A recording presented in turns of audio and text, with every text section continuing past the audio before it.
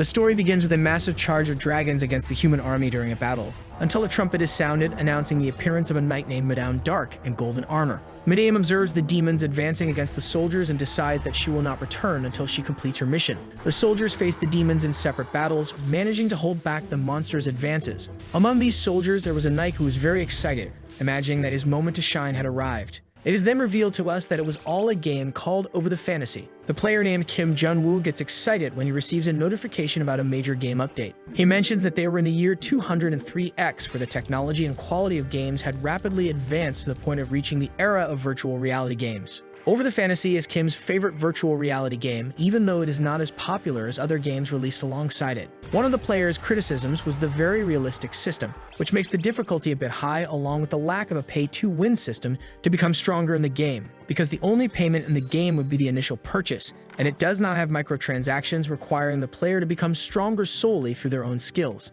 But Kim considers these so-called flaws as qualities that made him completely addicted to the game. When he arrives home, he leans excitedly on his virtual reality device because Over the Fantasy was about to receive its first major update in 3 years. He remembers that the scheduled time for the update was midnight and it was still 7 p.m. With that, he understands that he could take the time to prepare for the update. Kim enters the virtual reality device and starts the game. The iris recognition system recognizes the user and connects him to the game in a lobby-like format, asking him to choose a character to play. Our protagonist acknowledges that people are considered addicted when they have 3 characters at the maximum level. Yet, he already had 7 characters at the maximum level. But Kim decides to choose a different character for these preparations, which would be the character Dio, who did not have a class. Kim remembers that he uses Dio only as a storage character to store items. Upon logging in with the character, he begins to organize his inventory, remembering that a new class would be added and imagining that he could gather items to boost its growth. The problem is that the character he chose had an enormous list of items, causing him to spend a lot of time on it. After all the organization, he approaches the warehouse guard Tony from the village of Avera. Kim notes that it took longer than he thought due to the mess of the items and asks Tony to open the subspace. Tony says it's been a while since he's seen Dio, mentioning that the fee is 1 silver coin. Our protagonist remembers that due to the game's system increasing fees as the character's level rises, players keep a low-level character. At that moment, he notices that he had an item he didn't remember having. He removes the item, which was the lichen kukri knife, thinking that he could keep it in the inventory until he could give it to another character. After that, he notices that he had stored a bad item while the server inspection notification was about to start in 15 minutes. The game's announcements ask players to move to a safe place to log out, and Kim realizes that he spent more than 5 hours organizing everything. However, he believes that he will be automatically disconnected when the update begins and continues organizing his items. Kim also remembers that although Avera Village has an appropriate level of 100, it could still be safe for level 10 characters, as long as they don't leave the village square. When he remembers this, Kim continues his organization, imagining that he needs to hurry, as the server inspection warnings keep appearing. At that moment, the announcements change to an access denied alert and errors start to occur. The system error message mentions that he can no longer send messages, while Kim remains focused on his task. After so much organizing, Kim finally completes his work. He acknowledges that all the work he did was his own fault for storing so many useless items. But at that moment, he notices something strange in his physical sensations. With that, he begins to observe his surroundings and realizes that he is still inside the game, becoming worried. Kim wonders why he hasn't been disconnected even with the update, thinking that perhaps the inspection had been postponed, assuming he hadn't received a notification. But Kim decides that he just needs to manually exit the game and opens the system window, at least until he notices that the logout button is no longer in the system window. With that, he notices that his senses have become sharper, believing that no game would have the capability to apply such realistic sensations. Believing something was wrong, Kim decides to go to the Dimensional Rift. This area is the only place in the game where players can enter cooperative mode, and he runs towards the Dimensional Rift. He believes he should be able to find other users in that location. But upon arriving at the Dimensional Rift, he only finds a massive arch with nothing else. Kim gets irritated, thinking that there should be a portal in that place. At that moment, a boy bumps into Kim and apologizes as he continues on his way. The boy asks why Kim is standing in that spot, and Kim is left speechless. That collision felt too real for a virtual reality game. He wonders if this was still just a game. He believes that this happened due to an error in the game, imagining that he would sue the developers once he managed to log out. Unfortunately, 3 days later, Kim is still trapped and disheartened, having to accept that this game is now his reality, living as a level 10 character. In a military training field, the commander orders them to wield their swords. He asks if the soldiers could defend the city being so inexperienced, while Kim watches from a distance. Our protagonist mentions that he spent 3 days disheartened until he finally accepted the fact that he was immersed in the game. Even so, he is upset, remembering that despite having several max-level characters, he is stuck with a level 10 storage character. His only advantage is that he managed to keep a good amount of money, which he sees as one of his few lucky breaks. At least until he remembers that he is still trapped in the game and completely freaks out. A soldier turns to his character and calls him Sergeant Dio, asking what he was doing there.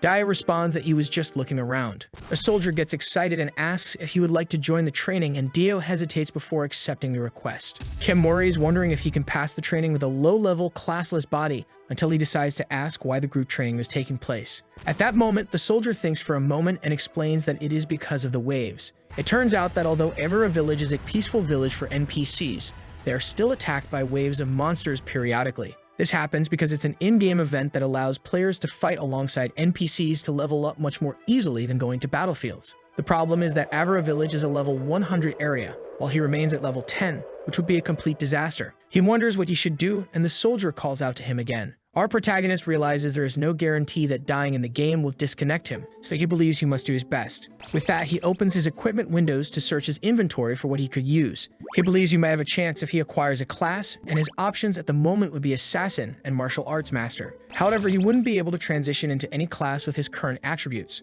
At that moment, he notices another class transition book that makes him very excited. That's because it was a purple-colored book, which means it is the second class transition requiring very little, making him wonder if he could use it. Kim wonders what class it could be, noticing that he had never seen this book before, thinking it might be a hidden treasure in the game he didn't know about. He remembers that the game is more realistic than any other virtual reality game created without any bugs besides the little information given to the players. Although these aspects made the game less user-friendly and drew criticism, Kim saw them as interesting features. The condition for the class transition was to have a reputation above 500 and a low level, which makes him realize it's something unusual and imagine it to be a hidden treasure. Thinking this, Kim understands that the game has secrets he has never uncovered and decides to go after them. After thanking Tony for his help, Kim runs off on his adventure. He heads to the Mercenaries Guild in Evera Village. Upon arriving at the place, he begins to draw attention as he heads towards the guild attendant. The problem is that he irritates a man who complains about him cutting the line. When the man looks at the protagonist's clothes, he realizes this was not a place where he should be. The man wonders what someone so modest was doing in the Mercenaries Guild. Our protagonist throws down a gold medal, requesting to meet the master. The medal was an A-class mercenary plaque, proving that he surpassed veterans, reaching the specialist category. Upon seeing the plaque, the attendant is impressed, while the mercenaries watching from afar are left speechless. He remembers that this plaque represents less than 0.1% of mercenaries, and his plan was to pass himself off as an A-class mercenary with this plaque. With the help of his enchanted disguise hood, he just needed to finish his preparations. Theo starts to fidget under his hood, saying that he had one more thing to show. With that, he pulls out the Imperial emblem he possessed, knowing that he should keep it a secret as it could jeopardize his personal safety. After showing the emblem, he asks again if she could introduce him to the guild master. Although he had completed his part of the plan, he still wonders if it worked, believing they wouldn't challenge him to verify the emblem's authenticity. At that moment, a man appears behind him, acknowledging that a notable person had arrived, introducing himself as Cotton, the branch manager of the Evera Mercenaries Guild. He asks the protagonist if he would like to go upstairs to talk privately. Kim begins to tense up and tries to stay calm, asking again to speak with the master. Cotton mentions that the master is currently absent, saying he could guide him if it's not a problem. With that, he accepts Cotton's offer to guide him instead, and Kim gets excited, as only the negotiation remained. By the end of the day, Dio had shared his plans with Cotton, who tries to confirm his desire to take on a mission at a place called the Forgotten Temple. Dio confirms his desire with a serious and confident look toward Cotton. The manager mentions that there really was a mission to the Forgotten Temple, but he didn't understand why an A-class mercenary would want that mission. He explains that the mission was an escort for a priest, but the spots were already filled. Despite this, Dio shows a mischievous smile, saying not to worry. Our protagonist says he just wants to go with them to the temple. Cotton is surprised by Dio's words, asking if he wanted to join the mission as the escort target. However, Dio quickly clarifies that he doesn't plan to stay idle if something dangerous happens, knowing that this would help his request be accepted. He knew the guild would see this as a reduced chance of mission failure, with no need for additional compensation for the extra help. With that, the manager accepts with a big smile, asking him to review the mission contract, while he informs the client of the changes. At that moment, a window appears notifying him that he has signed up for the mission, and it would activate soon. Afterward, Cotton tells the protagonist to go home and show up at the north exit the next morning.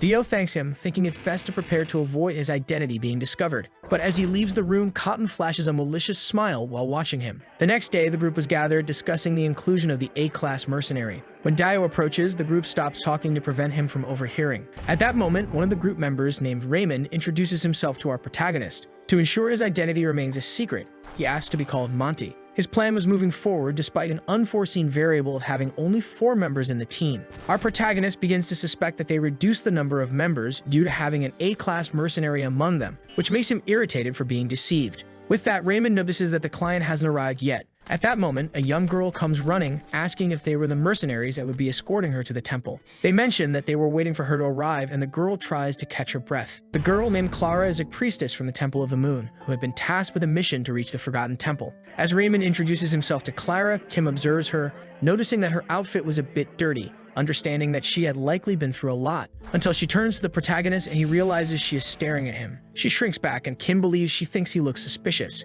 Even so, he understands that since A-class mercenaries are rare, she might be intrigued by him, and the group gathers to set out on their journey. As they leave the city, Kim receives a notification that he is entering an area far above his level. At night, they begin planning how to proceed, thinking they could reach Camp 2 the next day. Even though it's a detour, it would be safer. They believe it's the safest option, but Kim disagrees, suggesting they take a shortcut. Kim mentions that if they head to Camp 3, there's a hidden cave that would allow them to reach the temple much faster. However, Raymond gets irritated, saying that they know the area better than him and that the path to Camp 3 hasn't been fully explored. Our protagonist insists he can find the way better than they can, claiming it's much faster if they go through the cave and cross the Dunville forest. This comment further irritates Raymond because of the monsters in the Dunville region. The problem is that Kim has his reasons, which he can't reveal to avoid compromising his identity. He remembers that despite being a level 10 character without a class, he must act with courage and determination. Kim declares that they should take the path to Camp 3, as the priest's health is the priority, and they should seek the quickest route. With a more firm and serious tone, he says he's not there to play around, questioning why they should waste more time when they could get there faster via another route. Still, he understands how ridiculous it seems, as he's the outsider on the mission trying to give orders. To avoid further problems, he asks Clara if it's okay, making her reluctantly agree. Clara mentions that it might be good to follow Kim's advice to move faster, and that they could use Raymond's route on the way back for safety. Raymond reluctantly agrees, warning that if the situation becomes dangerous, it will be Kim's responsibility to handle it. Kim confidently assures them not to worry, as he knows he made the right choice. The next morning, they continue on their way, while Kim feels the aches from sleeping on the hard ground. He realizes that if it were just a game, he could have recovered by simply sleeping. But since this game has become his reality, he feels more exhausted than refreshed. Raymond tries to confirm if they're really heading toward a cave, and Kim explains they mustn't stray off the path, as it's the werewolves' territory. The problem is that at that moment, Raymond starts to veer off the path, leaving Kim confused. Raymond turns irritated, saying he's checking something, and Kim notices he's still resentful over what happened the previous night. Our protagonist thinks this might be a good chance to make them start trusting him and asks Clara if it wouldn't be a good idea to rest for a bit. After some time resting, they hear a scream and receive a notification that a group member is bleeding as Raymond appears running from a wolf. Kim lets out a slight smile, saying he had warned them to be careful. One of the other team members urges Kim to help them quickly, but the protagonist responds that they should handle it themselves for not listening to his warning. The mercenaries become irritated by his comment, questioning if he is really a mercenary. Kim tells Clara to stay behind him as he watches the mercenaries fight. They engage in battle with the wolves and manage to show considerable strength, even though they are D-class. At that moment, 2 wolves lunge at Raymond, while Kim sees one of the wolves completely wounded. Kim realizes he needs to act to avoid appearing as though his A-class title is just for show. Our protagonist pulls out a staff, saying he should provide support to the 3, and Clara agrees. He noticed that the mercenaries had the skill to defeat up to 2 wolves, but it would be difficult to finish the fight without injuries if they didn't know a specific skill. At that moment, he steps past the mercenaries and tells them to step back. Raymond glares at him, annoyed, saying it's no big deal since Kim waited for the group to weaken the wolves before deciding to appear.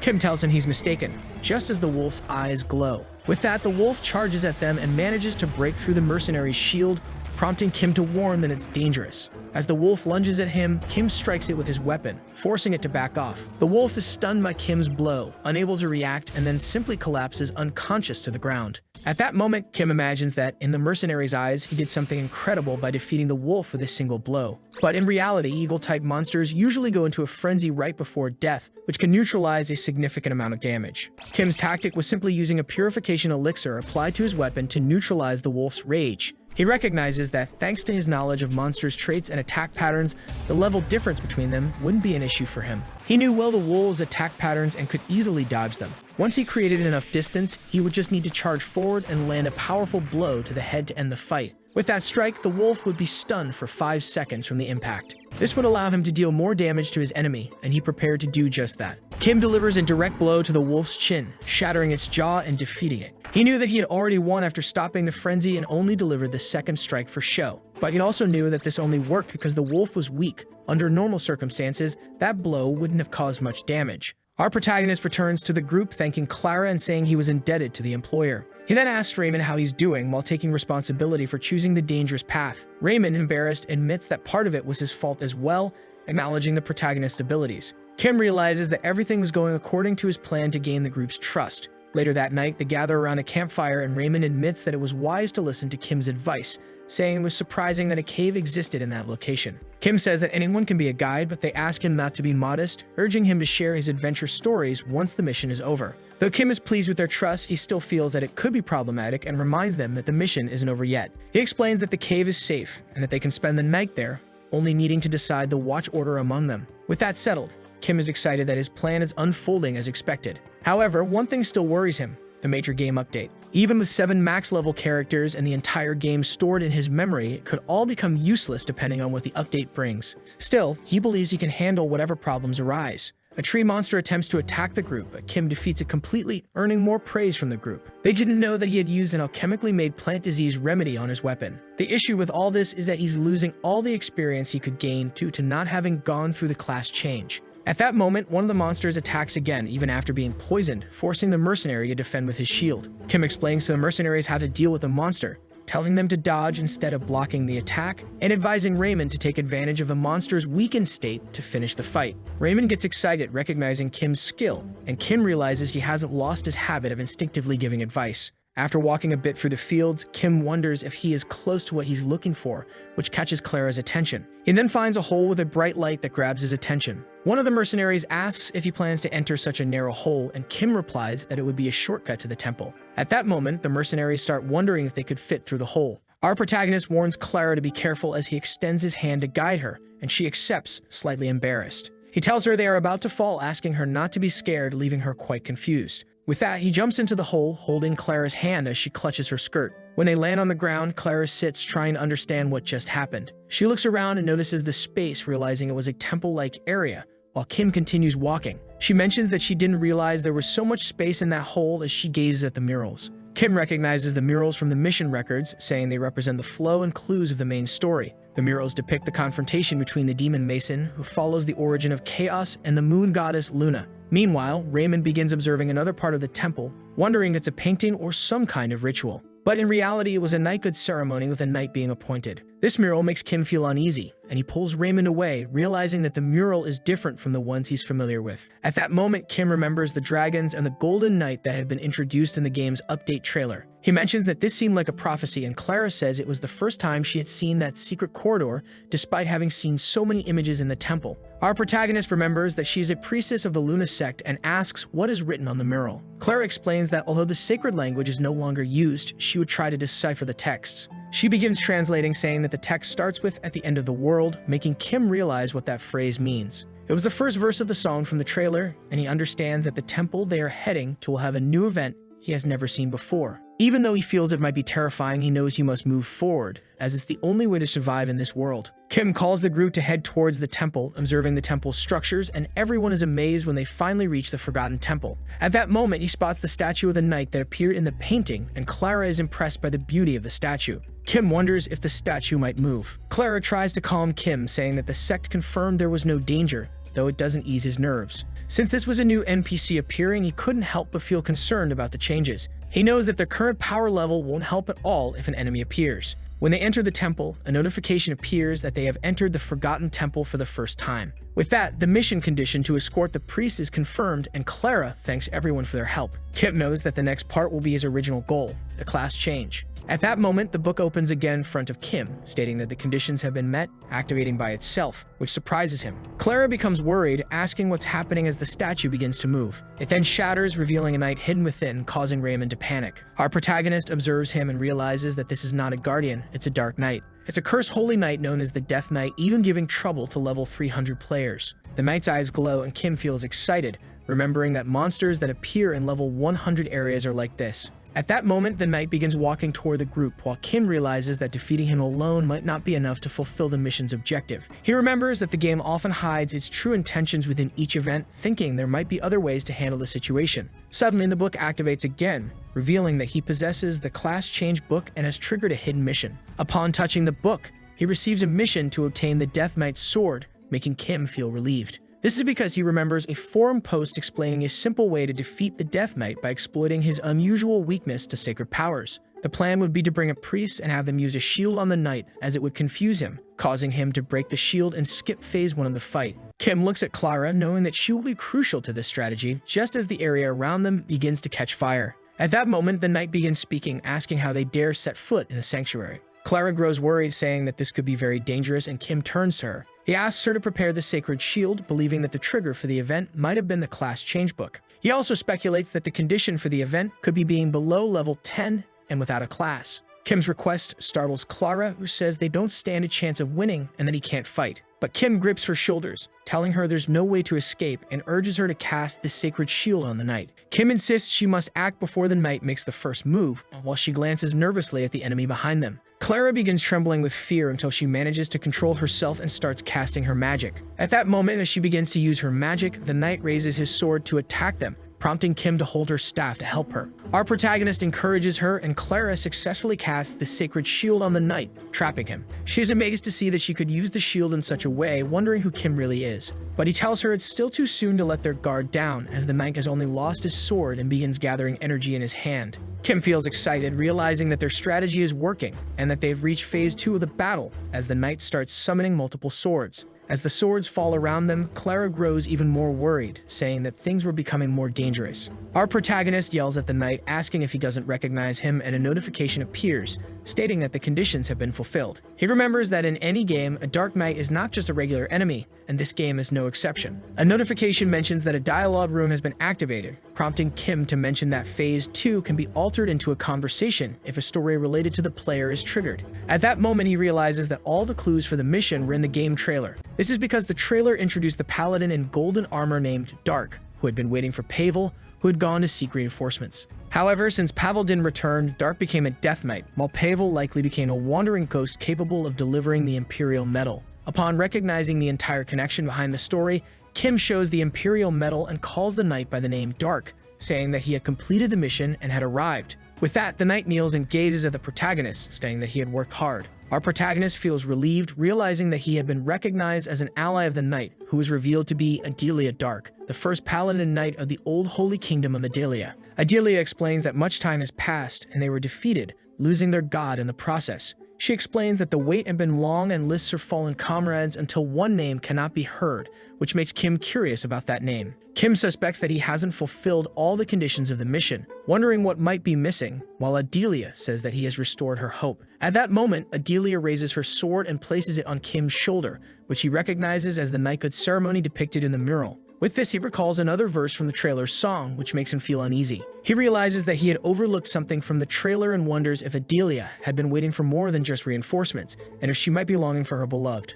Our protagonist begins to wonder what might be missing, as he knows there should be a clue now that the event has been triggered. Thinking that it might have something to do with the person Adelia was waiting for, he believes he has an idea of what it could be. He recalls that his A-class mercenary insignia was obtained at the Sanctuary of Tardo, which is related to an ancient divine kingdom. Kim imagines that this isn't a coincidence, as game updates often add more uses for existing items. He tells Adelia that she had been waiting for someone even after becoming a Death Knight and shows her the insignia, asking if it belonged to that person. Adelia drops her sword to the ground as her armor disintegrates, and a notification appears, stating that Adelia's weight has granted qualification for the path of truth. At that moment, she begins wondering if Passus would still love her, even if she starves to death or decays and rots away. Kim has no answer while she continues her thoughts, saying that his soul touched and saved her. Our protagonist admits that he is not the person she was waiting for, saying that he only collected her belongings. Still, Adelia knows the truth and reaches for the insignia, asking that her beloved be sent to paradise. When she finally receives the insignia, Adelia is purified as she cries tears of joy for being able to send her beloved to paradise. At that moment, several notifications appear, confirming that the mission has been completed, awarding various rewards and beginning the reconfiguration of the user's status. Kim's hands start to disintegrate, making him scream in pain as Adelia is covered by an intense light. Some time passes and Kim wakes up in his bed, recognizing that he has returned to his apartment. He wonders if it was all just a dream and thinks that the game couldn't have become reality. At that moment, he imagines that everything was just a dream. Kim begins to regret coming back as he can faintly hear someone calling for him. Clara calls out his name, bringing Kim back to reality as he wakes up in their campsite tent. Clara is relieved to see that he's okay, while Kim feels a bit disappointed that it wasn't just a dream. When the group discovers that he's awake, they all gather excitedly. Everyone starts celebrating that Kim is alive, saying that they believe he would be able to capture that monster. But Kim remembers that they all ran away as soon as the night appeared, saying he just wants to get some rest. The group leaves the tent, leaving Kim to analyze the items he received, noticing that Adelia's soul sword had a special restriction marked on it. He remembers that, although he expected changes, they were quite intense, thinking that the key point in this update would be this ancient holy kingdom. Feeling frustrated, he realizes that the advantage of knowing the game's information no longer exists, and he would need to be more cautious to avoid unnecessary risks. As he leaves the tent, Clara comes to check on him, asking if he's alright. Kim tells her to continue the mission with the mercenaries as he had some things to resolve at the altar. When he moves away from the group, Kim pulls out the book, saying he no longer needs to hesitate about making the class change. He recognizes that the energy Adelia had given him and her sword had fulfilled the requirements of the book he possessed. A notification appears, stating that he has successfully changed his class to Forgotten Swordsman, gaining several levels thanks to accumulated points. Our protagonist realizes this is a new class in the game, which leaves him feeling disappointed, thinking he had expected too much. Clara follows him, calling him to return to the village as they had completed the mission. She asks if something is wrong, and he replies that it's just things in his head, urging them to return quickly. Upon returning to Avra village, Raymond acknowledges that he has grown stronger through the A-class mercenary training. At that moment, Raymond invites them to the guild to collect their rewards. Kim declines, saying he hadn't asked for any rewards anyway. However, Clara insists that even though he didn't request compensation, the Luna Order would offer a reward for the mission due to its special circumstances. Raymond tries to invite Kim for a drink, leaving Kim curious about how he's being treated so familiarly, while the protagonist acknowledges how much he's improved. Kim realizes he needs to keep his distance because of his identity, telling them he has other matters to take care of. Everyone feels a bit down from his comment, and Kim finally feels relaxed enough to remove his hood. But he remembers that he needs to quickly prepare for the upcoming monster wave, as that was the reason for his class change despite the risks. When Kim opens his status window, he begins to analyze his new class stats. He recognizes that he didn't know much about the class he acquired during the battle, suspecting it might be connected to the knight Adelia. He believes this happened due to the red energy he received from the knight. At that moment, he tries to relax, recalling the other classes he had evolved with his other characters. The only difference this time is that everything is real, and he focuses on evolving his class for the impending monster wave. To ensure what he can do, he reviews the skills he gained from the class promotion. He notices a skill called Oath of Liberation. He believes this skill could be risky to use, as it might be quite useless if it doesn't work on weak targets. The other skill he sees is Slash, which simply states that it's a technique to deal damage with a sword. Kim becomes frustrated with the lack of utility in this skill, until he is suddenly enveloped by a reddish light, with a notification saying that the skill changes according to the player's state. Our protagonist stares at the energy, thinking it might be the energy he received from Adelia, while contemplating the information he was given. At that moment, a notification appears stating that the energy has recognized the Seal of Wrath, and that the Slash skill has fused and changed. Afterward, he looks back at his status window, seeing that the Wrath form has been marked with the effect of Slash. He imagines that the skill has become stronger, realizing that his class is a growth type as the skills evolve. One of the conditions for further evolving his skill is a fire essence, and Kim remembers that he has one stored in another city's warehouse. He decides to focus on leveling up, aiming to reach at least level 50 before the monster wave arrives. Our protagonist follows his plan, facing high-level turtle monsters to increase his level. Since they are slow monsters, he takes advantage of this, dodging their attacks and targeting weak points to finish them off faster. When the turtle tries to attack Kim, he dodges and lands a direct blow to the monster's neck, recognizing that overcoming the level difference is quite easy. By defeating such a high-level enemy, he gains a lot of experience, acknowledging his skills from having evolved his other characters. Still, he notices that things would be much easier if he had a better weapon, as he's relying on a basic store-bought sword due to level limitations. Kim finds himself depending heavily on repetitive grinding to evolve his skills, wondering who still does this sort of thing in games today. After much training against the turtles, he finally reaches level 50, already exhausted and surrounded by defeated turtle monsters. With this, he acknowledges that his preparations were almost complete, with only collecting the items from his warehouse left. He He observes the warning window about the monster wave, noticing that it was nearing its start. Meanwhile, the soldiers plan their preparations for the wave, setting up the fence to protect themselves from the monsters. When the monsters approach, the archer soldiers are already prepared to attack the incoming wave. The attack begins by focusing on the monsters that are getting close to the city walls. As the monsters start getting hit, they continue advancing, prompting the knights to arrange their shields, forming the third line of defense. After the shield line disbands, the soldiers rush towards the monsters to finish off the nearest enemies. At that moment, the commander continues giving orders when a figure appears beside him, charging into the battlefield. It was Kim, who strikes one of the monsters, leaving the commander surprised. They recognize the protagonist as the A-rank mercenary Monty, happy for the help they've received in the battle. The commander thanks Monty for his help, mentioning that he had become quite famous recently, suspecting that he might be familiar, which makes Monty concerned. Then he remembers that he had encountered this commander in the past while standing in front of the training grounds. At that moment, the commander asks if he hadn't met Monty before, and he makes up an excuse to throw him off. Ignoring all of this, the commander expresses his happiness for having the support of an A-rank mercenary. He mentions that his elite soldiers would assist him, and Kim thanks him for the help, while recalling that the monsters in the wave are at least twice the level. His advantage was finding a way to deal with the issue of fatal blows by using an item called the Lens of Certainty. When he faces the monsters, he can see their health levels, allowing him to focus on enemies that are dying to land the final blow. Our protagonist continues the battle, taking down all the monsters, while the soldiers are impressed by his skill and composure. At that moment, Kim thinks he's not doing anything that remarkable, as he's just focusing on the enemies with low health. He remembers that he doesn't earn experience if he doesn't kill the monsters himself, unlike what happened during the Forgotten Temple mission. Despite a monster trying to strike Kim from behind, he manages to dodge and hit it, with the soldiers being impressed by his use of the sword for piercing attacks. When he sees a low-health wolf charging at 2 weak soldiers, he believes he can't miss the chance to kill it. Using a leaf to whistle and provoke it, Kim charges at it, striking the wolf in the back and leveling up again. At that moment, the soldier tries to thank him for the help, but he pushes him aside to avoid the attack of another monster. With several experience notifications popping up, Kim complains, saying it's annoying, and the soldier thinks the protagonist is complaining about him. Then a loud cry for help arises, making Kim notice a group of insect monsters with less than 10% health, which excites him as he charges towards them. Our protagonist simply continues attacking each of the monsters, leaving the soldiers confused as to why he was attacking so carelessly, with shallow strikes. He lets a slight smile escape before making all the monsters explode, leaving everyone stunned, believing he was a mage for using magic. After defeating the monsters, the soldiers assume the rumor about him having an Imperial Honor medal might be true. Kim recalls when he achieved Proficiency 100 with his class, unlocking an ability called Mark, which confused him. The warning window explains that the marks are used to fix a mark on an enemy and cause a slash as an additional effect, making Kim more excited. At that moment, he understands that he could make up to 5 targets explode after being touched by his sword. He remembers that explosion abilities usually affect the user too, until he had an idea to use this technique with the help of an item from his inventory. It turns out he was wearing a salamander armor set that increased his fire resistance, allowing him not to be affected. With that, he continues his battle, striking the other enemies and causing explosions in the foes ahead, taking advantage of the fire weakness of the insect-type monsters. Suddenly, a giant monster appears, surprising Kim as it was a level 150 guillotine bear. Kim notices it was a named monster, which usually has much higher levels than the area's average, motivating players to hide.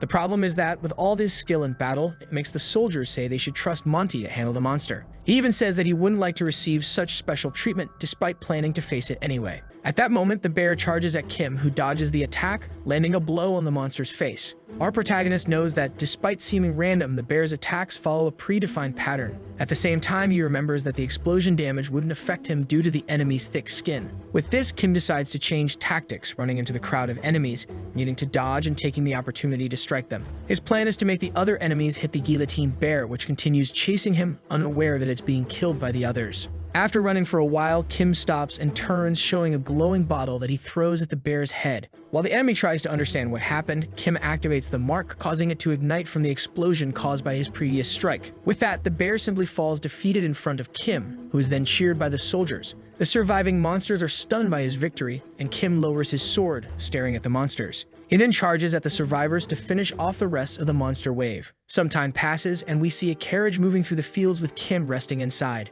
until the carriage is stopped by a guard for a quick inspection. At that moment, he meets Monty, calling him a monster hunter, making Monty look at him with a tired gaze. The soldier mentions having heard about his actions in the village, asking if he's heading to Libranos. After that, the soldier says he's looking forward to working with him again, and Kim only responds awkwardly. Our protagonist realized he had become more famous than expected as he reached the plains of Paramount, remembering that he had reached level 80. He acknowledges that it was a good idea to have unlocked the mark ability. His current desire was to obtain the essence of fire that he had stored in Libranos along with other items that might be useful once he reaches level 100. Kim starts to recall what else needed to be done and decides to ask the coachman if any rumors have been spreading throughout the Empire. The coachman then recalls that about 10 days ago, a group of bandits started a rebellion in the western regions, leading the third prince to try to resolve the issue. It turns out that the protagonist remembered this mission, having completed it with another character, discovering that this mission allows the establishment of ties with Prince Prion. Another rumor that the coachman recalls is that many people have been disappearing in Libranos, causing trouble for the Lord. Upon hearing this, he begins to understand the timeline he's following in that location. Kim thanks him for the information and asks to be dropped off along the way, leaving the coachman confused.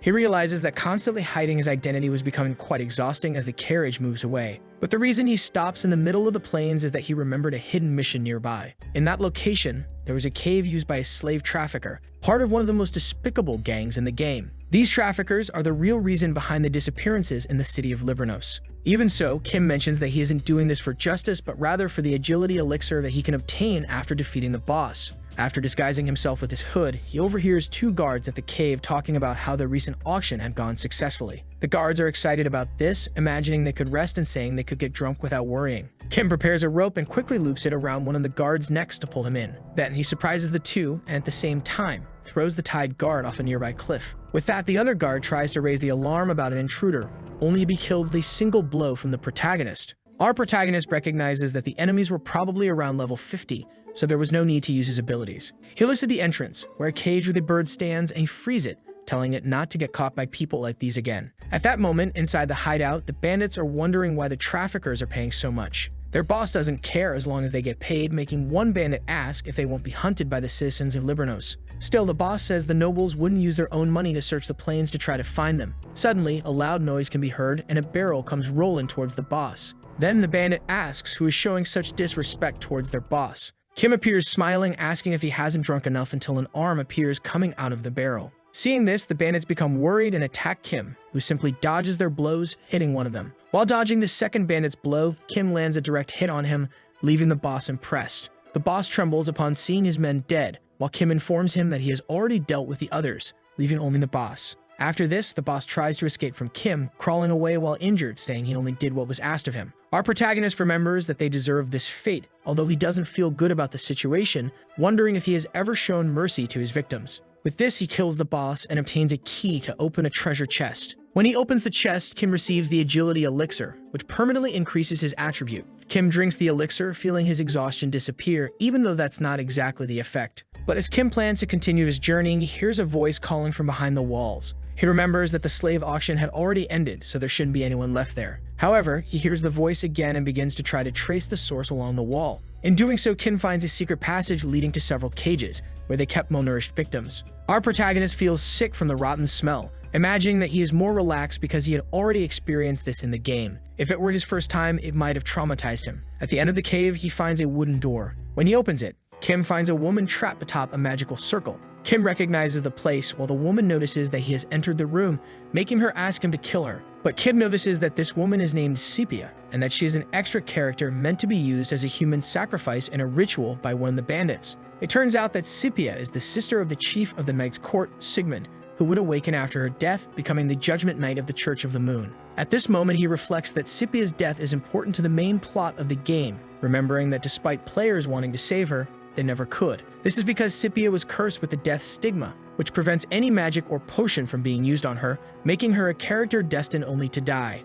She asks again to be killed, while Kim realizes he might be able to find a way to save her. Our protagonist opens his skills window, recalling the Oath of Liberation, which mentions it could remove abnormal effects from a target. Although not entirely sure if this would break the death stigma, he still believes it is possible. The problem is that using the oath would make him lose 10% of his stats, causing Kim to wonder if the risk is worth it to make her his subordinate. At that moment, he has an epiphany, remembering that even though she was originally a game character, at this moment, she is a real girl suffering before him. He recalls finishing off the bandits and says that he is not a monster like the traffickers he killed. Then he kneels in front of Sepia, saying that he could save her, ending her curse, and asks what her wish would be. Sepia is shocked for a moment, then decides to accept his offer, holding his hand, activating the Oath of Liberation. A window appears, warning that the oath could fail if he didn't have enough vitality to end her abnormal state, asking if he wishes to proceed. Upon accepting, a bright light shines in front of them, with a notice that he has fulfilled the conditions for the hidden mission Save Sepia. When Kim manages to open his eyes, recalling what happened, he finds himself in a completely destroyed scenario. A horde of monsters appears, confronting an army of soldiers in golden armor.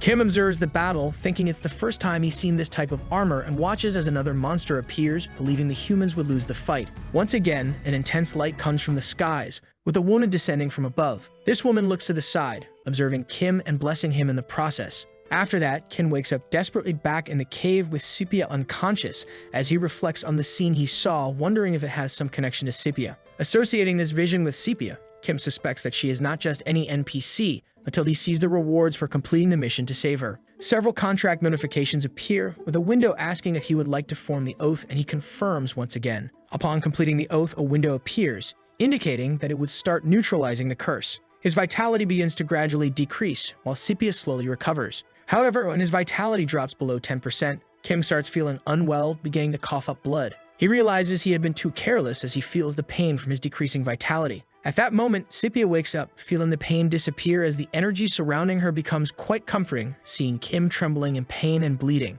Sepia wonders why he was going to such lengths to save her. Kim receives the notification that the mission was completed and the Oath of Liberation leveled up. He is furious with the pain, even ignoring the level up. But after that, he grabs Sepia's wrist to carry her out of the cave and take her to a safe place. At that moment, Sepia faints again, dreaming of being in an empty place until someone approaches. She believes it's her brother until he extends his hand to Sepia, making her realize that, although it wasn't her brother because he didn't have silver hair, she wasn't afraid of him. Sepia wakes up desperately, trying to remember what happened, noticing that she no longer felt any pain and wondering when was the last time she felt so comfortable. With that, she looks ahead and sees Kim lying down, completely stained with blood with some containers in front of him. The girl wonders why he worked so hard to save her, imagining that this warrior might be a messenger from her brother. But she notices that he didn't seem like one of Libranos' knights, besides using a different weapon and having no scars. When Kim wakes up, Sepia is only a few centimeters away from his face, making her back away in embarrassment. Kim realizes he had dozed off and introduces himself to her as Dio, extending his hand. Sepia introduces herself while thanking him for saving her life, asking how he found her and whether he had received a request from her brother.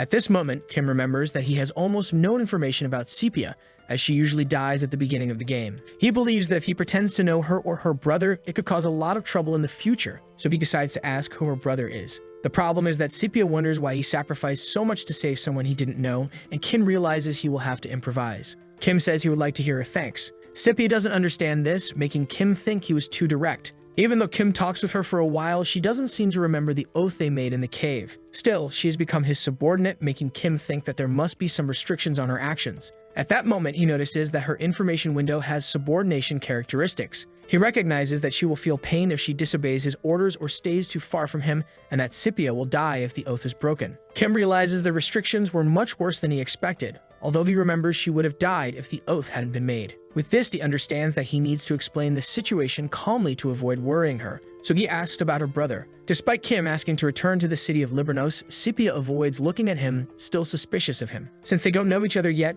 Kim understands that she doesn't see him as much different from the slave traders. At this moment, he extends his hand, asking her to take it, leaving her confused. With that, he says it's an order, and Sepia immediately holds his hand, making her even more confused by what happened. Kim takes the opportunity to explain that they are bound by the oath which made her his subordinate. He explains the conditions of the oath, already warning that it wasn't intentional, and that he had no other choice to save her life. Our protagonist understands that she wouldn't be happy about having to follow him, especially knowing that even when she finds her brother, she will still be forced to stay with him. But at that moment, he receives a notification that her trust increased by 3 points, leaving him impressed. Sepia says that she owes her life to him, asking Dio to take care of her. Kim is pleased that she was so easy to persuade, calling her to head back to Libranos. Meanwhile, a bandit forces his subordinate to repeat the message he received, asking if the sacrifice had disappeared. The subordinate replies that when he arrived at the hideout, the bandits were dead, and before he could finish, he is bound in chains by the leader. He is outraged, asking if he knew how valuable that sacrifice was while crushing the subordinate with his chains. Originally, the plan was to use her out of hatred for her brother, Sigmund, but later he realized the potential she had to surpass a great mage. If he could have used her as a sacrifice, he imagines he could have gained many levels of power, causing him to lose his mind. With that, the leader slams his subordinate to the ground, while another subordinate informs him that they found Sepia, as she hadn't gone far from the cave. Upon hearing this, the leader orders his subordinates to follow, as he would personally deal with the one who dared to take her from him. At this moment, Kim realizes that they weren't making much progress due to Sepia's condition, which makes him worried. Sepia asks if he considered himself a wandering mercenary, wanting to know more about his abilities. Kim notices that she is asking quite a lot after regaining some of her energy, making him respond that he just gained this power from a random temple. But this answer causes her trust to decrease by 1 point, which worries him. He asks why she had been captured, causing her to shrink back and ask if that was an order. Kim realizes it's a complicated matter and tells her she doesn't need to share if she doesn't want to, making her find Kim cute and increasing her trust once again. Sepia says she has no reason to find fault in the person who saved her. But at that moment, Kim pulls her close to him, causing her to worry, while Kim tells her to look behind her. A smoldering mark had appeared, and Sepia recognizes the sinister energy emanating from it. At that moment, the bandit leader appears, saying that Kim was nobody, as he observes the two of them with his subordinates. Our protagonist recognizes the leader named Victor, which surprises him. Victor assumes Kim must have only recognized his mark on the ground. Victor complains about Kim for stealing Sepia, making Kim sarcastically apologize for taking her without permission with a smirk. With that, he throws stakes at the group of bandits with a mark, saying it was something to make up for it. He activates his mark, causing the subordinates to catch fire as he asks if they were even now. With this, Victor considers Kim quite interesting, while Kim assumes he survived the attack because he had reached the 3rd circle. Kim realizes that Victor would only have reached the 5th circle if he had sacrificed Sepia, keeping him at the 3rd circle, which means he is at a similar level. Our protagonist understands that he can defeat him, while dodging an attack from Victor and advancing on his enemies. One of the subordinates realizes that Kim is stronger than he appeared, only to be caught off guard and struck with a direct hit. To avoid taking too much damage, another subordinate activates a shield, while Kim prepares for a second attack. His shield shatters as Kim takes down another subordinate. At that moment, the remaining subordinates prepare to use their magic to protect Victor, who is preparing an attack. But Kim once again throws a stake with his mark, causing more enemies to catch fire. Now there are 3 enemies left that Kim takes out one by one until he reaches Victor. Victor seizes the moment to cast his Eternal Curse spell, which would chase Kim to the ends of the earth, guaranteeing his victory. However, Kim hides behind yet another subordinate, causing him to take the curse instead, with Kim thanking him for taking the curse on his behalf. Our protagonist recognizes the qualities of the targeting effect while mocking Victor, calling him Old Black Magic Grandpa. With that, Victor loses his composure, emanating an intense energy. Kim charges at him, saying that light magic wouldn't work now as his casting speed was slow due to still being at the 3rd circle mage level. Victor concentrates his magic, saying that he could have reached the 7th circle if he had completed his sacrifice. But Kim remarks that his limit would be the 5th circle with a disappointed look as Victor attempts to launch a spell at him.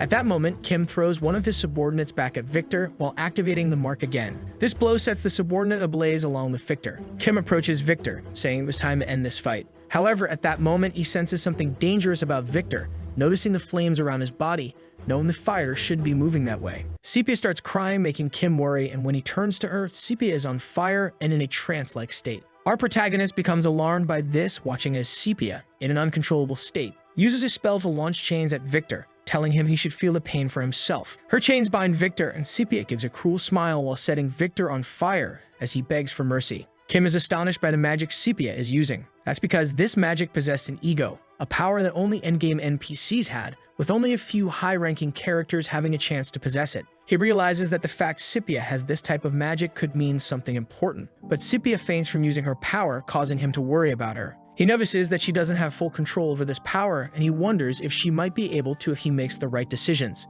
At that moment in Libranos, Vice Captain Sigmund receives an important message. The soldiers had found traces of Sepia at the border, initially thinking they were from slave traffickers, which enrages Sigmund. He grows angry, ordering his soldiers to eliminate them all, while continuing to lament his sister's disappearance. Meanwhile, the protagonist and Sepia continue their path to Libranos, with her wondering if they were going the right way. Kim says he knows a shortcut to Libranos, which slightly irritates her. He notices that she has returned to distrusting him, although he doesn't know why, as he's been navigating perfectly without using a map or compass. Knowing he could lose her trust if he keeps making excuses, he prefers to remain silent. Still, he keeps thinking about what happened, considering her a defenseless girl, not someone with such incredible power. He remembers having analyzed her stats without finding anything abnormal, although the class section was marked as hidden. Thinking about this, Kim believes that Sepia might have latent potential at the level of Sigmund's power. Trying to cheer her up, the protagonist says they'll arrive at the city soon, making her respond with no reaction. At that moment, he realizes he will need to earn more trust before he can ask any questions about her power. He also recalls that it's best not to be impatient to avoid ending up like Victor. He contemplates how he might uncover more of Sepia's backstory,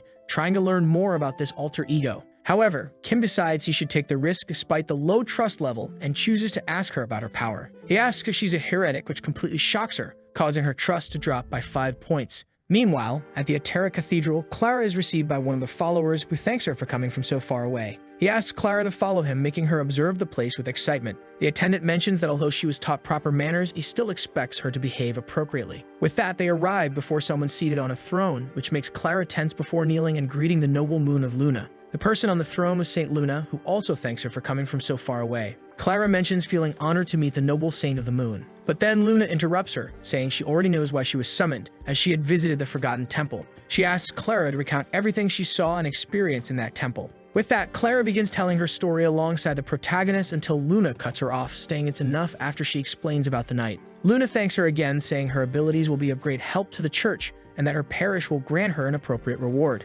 After Clara leaves the throne room, Luna calls for the archbishop named Paul, saying that Clara didn't lie in her story. However, she acknowledges that Monty, whom Clara had mentioned, was false, prompting Luna to ask for a letter to be sent to Libranos, as they needed to know where he was. Back to the protagonist, Clara grows angry at his question, stating that the kidnappers were clearly from a cult. Kim mentions that something cults have in common is that they seek power instead of faith, but the power she used was chaotic and wild, unlike anything he had seen before. Sepia realizes that she couldn't do much more, as his question had made her more and more suspicious. She imagines he might be an inquisitor of the Church of Luna because of his combat skills, leading her to decide to tell him everything. It turns out that Sepia frequently experienced blackouts when overwhelmed by mana, and this has happened since she was a child. Kim asks if she couldn't control it with willpower, and Sepia says she can, mentioning that this power releases either fire or light magic. With that, the protagonist recalls the vision he had when he made the contract with Sepia, wondering if she can use sacred magic. Sepia mentions that even though she might have these overloads, she's never hurt a human being.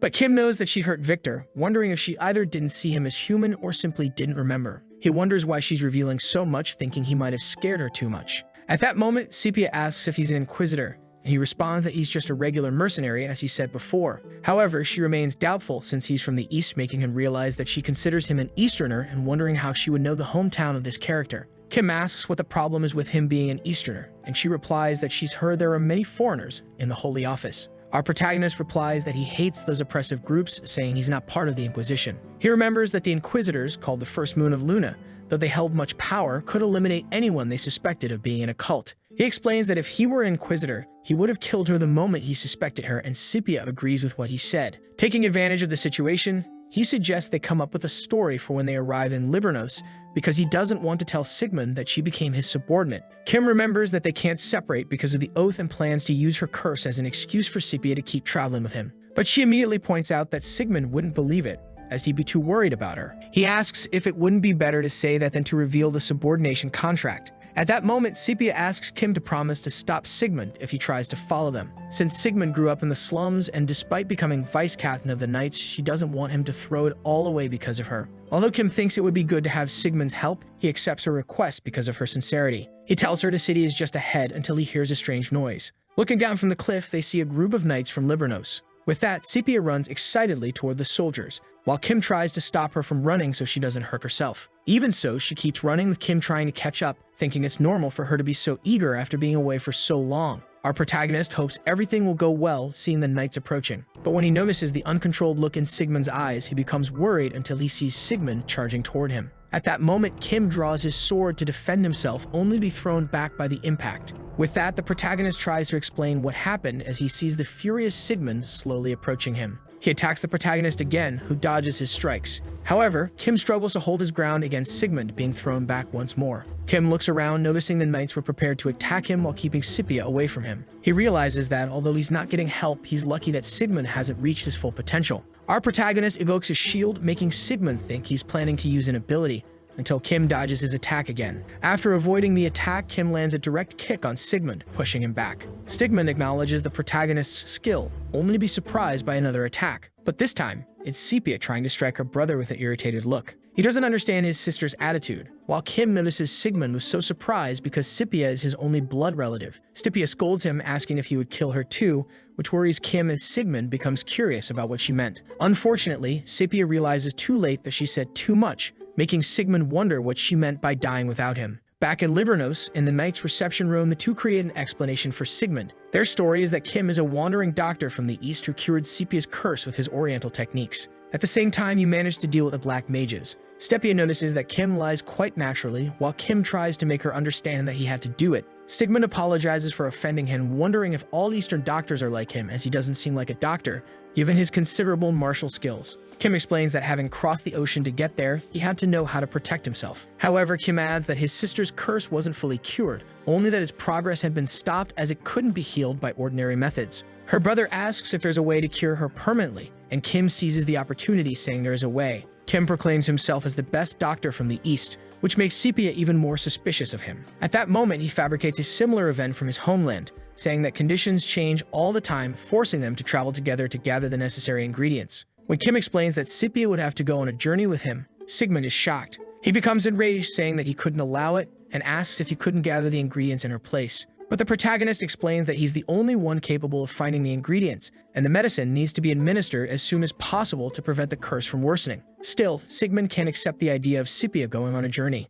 At that moment, Scipia grabs his arm, saying she would return healthy, with a bright smile. Sigmund tries to change the subject, asking Scipia to go rest in his room while he speaks with the doctor. Scipia thanks him, saying she looks forward to sharing a meal with her brother after so long. As she walks past the protagonist, he grabs her hand, using the excuse of checking her pulse. Then he instructs her not to wander around the castle and to write a farewell letter to Sigmund. As she walks away, Kim tells her to take care, saying he'll check on her from time to time. At that moment, Sigmund demands he stop acting so fake, to which Kim responds that he was about to say the same thing. Sigmund begins by asking who he really is, making Kim realize that the same answer as before wouldn't be accepted. With that, Kim reveals that he goes by the name Dio while working as a mercenary. He admits that he doesn't have a mercenary medal, as he planned to obtain one in Libranos. The problem is, Sigmund asks how he can guarantee that he'll be able to lift her curse. Our protagonist knows that despite having already dealt with the curse, he can never reveal that Scipia became his subordinate as a consequence. Sigmund senses that he's hiding something and decides to ask why he saved Scipia. At that moment, Kim starts recalling her, realizing he doesn't have a solid answer, aside from improvising when she asked him earlier. But Kim decides to respond by asking if there needs to be a reason to help someone. This calms Sigmund down, though he still doesn't want Scipia to travel with Kim, finding him too suspicious. Kim acknowledges Sigmund's concern, knowing he can't fully explain the truth. Sigmund mentions that besides saving her, Kim somehow knew about the curse, which they hadn't revealed to anyone, and asks if he can truly cure her. The protagonist assures him that he's the only one capable of saving her, apart from the Archbishop of Luna, which irritates Sigmund, who says they aren't trustworthy. Kim already knew about Sigmund's distrust of the followers of Luna, forcing him to choose between trusting the protagonist or Luna's followers. Then Kim decides to push the situation in his favor, offering to help him with the recent disappearances. Sigmund becomes suspicious of his information, asking what the protagonist could possibly know that would help them. But when Kim mentions Dark Alley, Sigmund draws his sword and points it at him, clearly furious with the mention of that term. Kim smiles, staring at Sigmund, and asks him to relax. He mentions that he noticed Sigmund was wondering how the protagonist knew his name. With that, he explains that he learned about the disappearances because people were talking about how they were becoming more frequent and were tied to the dark side of Libranos. Our protagonist stands up, saying he was curious where Sigmund had started searching for his sister. He already knew that Sigmund had turned the alleys of Libranos into battlegrounds. Kim also points out that he knows the criminal groups in the alleys are so powerful that even the knight's corpse dares not touch them. Kim says that since Sigmund had stirred up trouble with dangerous people, it had become a problem for him, to which Sigmund responds that the people around him talk too much. Our protagonist explains that he's just trying to prove his worth, causing the vice captain to wonder how he plans to do that. Kim then says that he could help him take down the alley groups. After listening to the protagonist's plan for a while, Sigmund is impressed by how detailed it is,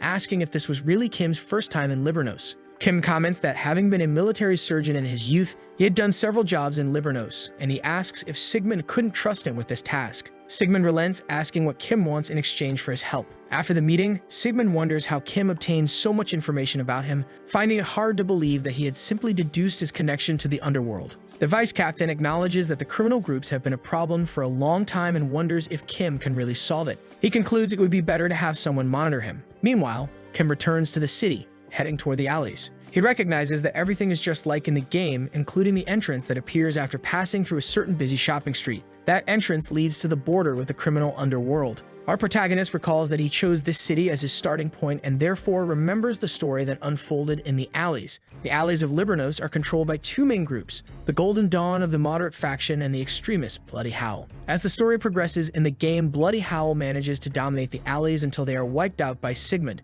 who is enraged by Sepia's death. However, since Sepia is alive, Sigmund wouldn't have a reason to become enraged, making the story a mystery to Kim. But Kim remembers that during the war between the two groups, Golden Dawn is destroyed by Bloody Howl due to the damage they suffered because of Sigmund. He realizes that he's at that point in the story, and when he enters Golden Dawn's base, the member Rudens is surprised to see the Inspector General delivering news. Kim mentions that they no longer intend to trouble the alleys while noting that even after all they've been through, Rudens still greets him with a smile. Though this is expected from the leader of Golden Dawn, Him still remembers that this man is a criminal. After delivering his message, he bids farewell to the leader, who advises Kim to be careful on his way back. With that, Kim acknowledges that the first part of his plan is complete, leaving only the second part. This part involves the storage NPC as he approaches a girl with a chest window over her head. Next, the protagonist heads to a dungeon where he battles a group of knife-wielding rats. Kim pauses for a moment after killing the rats to analyze his skills, noting that the fire essence he recovered helped meet the requirements for his ability. One of the rats sneaks up on him while he's observing his skill window, attempting a surprise attack. But Kim is protected by a magic barrier and then strikes the rat with his sword,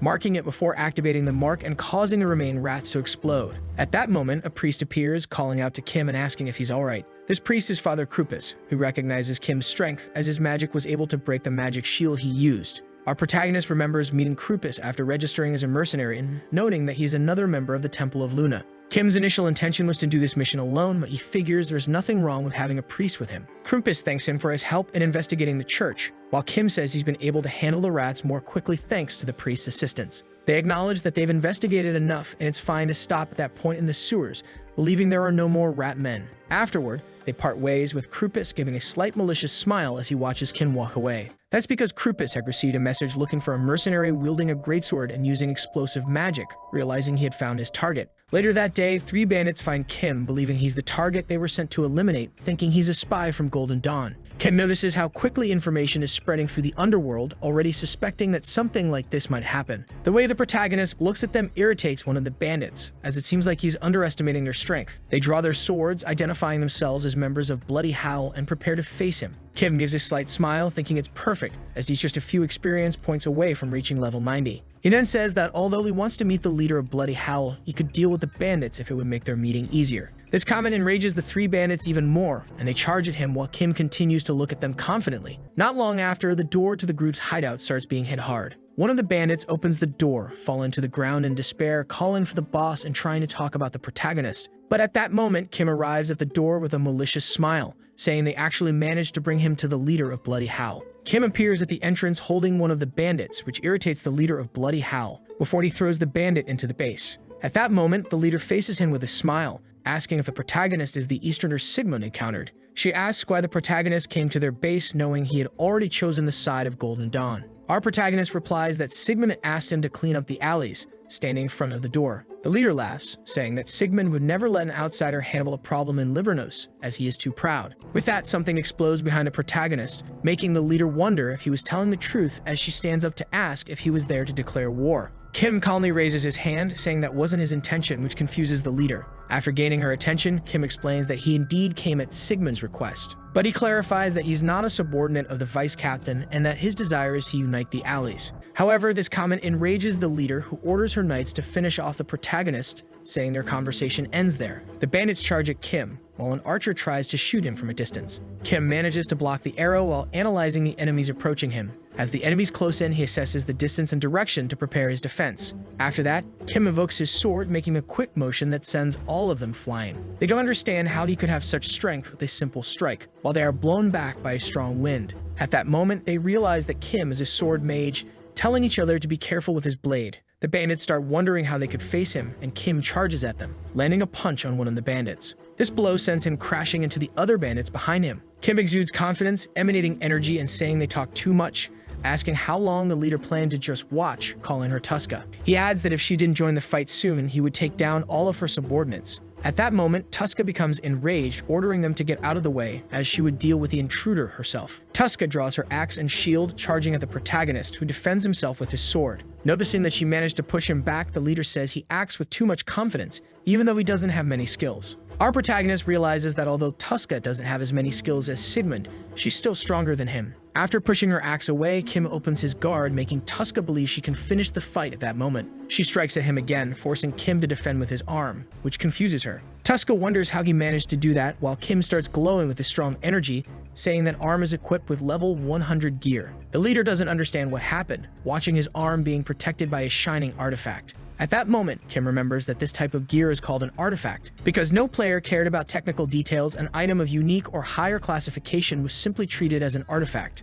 Tuska becomes furious, asking if he really thinks he can defeat her just because of that artifact. When she tries to use her shield to strike him, Kim lands a direct punch that blocks her attack. Kim looks at her confidently, saying that he would be able to defeat her with that artifact, which makes her slightly concerned. After that, he lands a punch on Tuska's side, causing her to spit blood before collapsing to the ground. Still unwilling to give up, she spreads her arms in fury. Our protagonist notices that her recovery rate is quite high. Tuska closes her arms and charges at Kim, pushing him back with the force of her explosion of rage. He realizes that even with artifacts, dealing with her is becoming dangerous, forcing him to dodge her attacks. As Kim dodges one of Tuska's strikes, he grabs her arm, causing her to drop her axe. Taking advantage of the moment, he knocks her to the ground and then delivers a blow to her neck, knocking her unconscious. After dealing with Tuska, he tells her to stay there and rest. The bandits are shocked that Tuska was defeated, while Kim pulls out a dagger to threaten her. He warns the group to behave if they care about her life, finally making them give up the fight. Our protagonist is pleased that the battle is over, thinking he's gotten stronger. However, he realizes there is still much to do to truly become powerful. At that moment, he begins to reflect on the past, saying he misses Raymond. Raymond was the first friend he made since getting trapped in the game. Kim imagines that despite everything, Raymond must be fine wherever he is. However, somewhere far away, Raymond is being tortured, surrounded by corpses, while he begs for help. A woman named Scarlet approaches him as her subordinates watch. She asks if they found anything, and her subordinate mentions that after a little persuasion, they revealed everything. The subordinate explains that their target left in a carriage after the monster wave in Avera, and the coachman said the person asked to be dropped off in the plains. Scarlet notes that these men claimed to be loyal when they first brought them in. However, she taunts Raymond, asking if that's all their loyalty amounts to, blowing smoke from her cigarette into his battered face. She remarks that believing in loyalty only leads to suffering, while observing the nearly lifeless body of another mercenary. At that moment, another subordinate arrives to deliver a letter from Atera. The letter mentions that a suspicious mercenary was spotted in Libranos with a low level and explosive abilities similar to the monster hunter Monty. Scarlet believes this could give her a lead on Monty, or even better, that this mercenary could be Monty himself, which excites her. Having settled the matter, Scarlet orders Raymond to be killed, who desperately screams that she promised to let him live if he told the truth. Back at the Bloody Howl base, Tuska has already recovered and wonders why Kim spared her when he had the perfect chance to kill her. But Kim mentions that he came only to talk, not to wipe out Bloody Howl.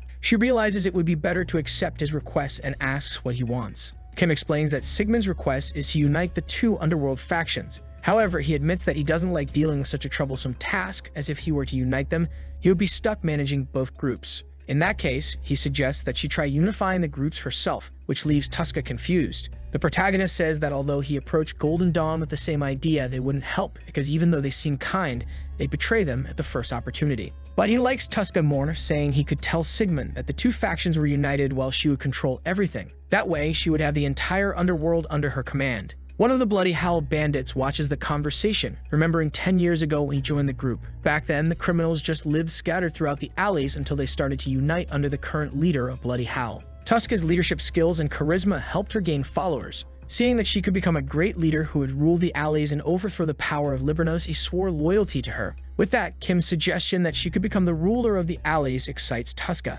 Kim watches her happily, wondering how she could fall for these tricks, even though she didn't know him well. He explains that his plan is to place bombs in specific locations around the city. The idea is to weaken Golden Dawn's forces so they can finish them off, and Tuska asks if the Knights wouldn't stop them from fighting so openly. But Kim mentions that the Knights might end up helping them, as the official story would be that Bloody Howl saved the city by stopping Golden Dawn. Tuska was thrilled by the idea of becoming the ruler of the alleys. However, one of the bandits realized that Sigmund would never go along with such a plan, suspecting something was off with the Knights turning a blind eye to it. He panicked, realizing it was likely a trap, and told Tuska that the plan was foolish, asking if she really believed Kim's words. Tuska ordered him to be quiet, insisting that since the protagonist had the chance to kill them and didn't, the plan must be legitimate. She then commanded the bandits to take the explosives. This frustrated the bandit, seeing that Tuska was placing full trust in Kim and feeling the need to do something to help her. A few hours later, back at the castle, Sepia meets with Kim again. He He asks how she's feeling, and Scipia admits that her heart hurts whenever he's too far away, describing the sensation as suffocating. Kim tries to downplay the danger of it, realizing that he needs to be more careful about how far he strays to avoid worrying her. He then mentions that he's almost finished with his missions in Libranos and asks her to pack her things so they can leave soon. However, Scipia accepts with a rather dejected tone, and Kim recognizes that she's depressed about being forced to leave her city and family. He wonders how he can comfort her. To help her feel better, Kim tells her that they'll try to find a way to break the oath during their journey. He also takes her to see the starry sky of Libranos from a new perspective before they depart. As they arrive among the trees, Kim admits to himself that he's not very good at comforting people. At that moment, he knows he needs to have a conversation with Sigmund, as he's been following Kim to discuss their plan. Sigmund, irritated by Kim's casual attitude, warns that he wouldn't hesitate to cut off his head if he did anything improper. He also informs Kim that he had been under Sigmund's surveillance the entire week while completing his part of the plan. Sigmund then admits that he's impressed by Kim, who stirred up both criminal groups before enlisting as a mercenary to go into the sewers. He asks if Kim was in need of money since he had ventured into the sewers, while Kim acknowledges that he was expecting to be followed. With that, Sigmund comments that it was very dangerous to enter Bloody Howl's base as they don't hesitate to commit heinous acts. At that moment, Sigmund asks what would have happened to Scipia if Kim had died, making Kim understand that Sigmund's primary concern is his sister's safety. Our protagonist tells him that all he needs to do is move the knights according to their plan. Sigmund seeks confirmation, asking if the plan is to arrest Bloody Howl, while they think they'll be receiving help from the knights. Kim confirms, adding that they still need to give Bloody Howl enough time to deal with Golden Dawn before taking action. They'll have to wait for the signal. When Sigmund asks what the signal will be, Kim explains that it will be explosions. The vice captain then questions if Kim plans to put civilians in danger to carry out the plan, and Kim assures him there will be no casualties. 4 days pass, and the day of the battle in Libranos finally arrives. The city had been calm and peaceful during those days, while preparations for the battle were carried out behind the scenes. Tuska reports that they've placed the explosives in the city square, and all they have to do is wait for the bombs to go off at noon. She's excited, confident that she has a benefactor by her side, and that her dream of uniting the allies is about to come true. The whole time, she had been certain that she could have defeated Golden Dawn long ago if not for the potential interference of Sigmund, until Kim entered the picture. With that, she watches the clock, growing impatient as she waits for the time to start the plan. At that moment, Tuska's instincts flare up, alerting her to an imminent danger she cannot ignore. She approaches a nearby box and, upon opening it, discovers a detonator inside. As she wonders why that bomb is there, she notices a note from Kim saying they were checking the power of the explosion. Suddenly, the bombs go off at the same time as fireworks explode across the city, dazzling the civilians who watch the spectacle. None of them understand what's happening, assuming it must be something the Lord arranged to entertain them, as there was no festival. Scipia watches from her window, enchanted by the fireworks show. Meanwhile, Kim is resting, reflecting on how careless and overexcited Bloody Howl had been by setting up so many bombs. The reality is that Kim's plan was to spend the night swapping the bombs for fireworks, which left him utterly exhausted. Even so, he's pleased with the final result, watching the fireworks light up the sky. In the midst of the fireworks, the knights notice a fire caused by Tuska's explosives, prompting them to rush out to combat the flames. At the same time, Kim is resting, receiving the experience points from defeating Tuska.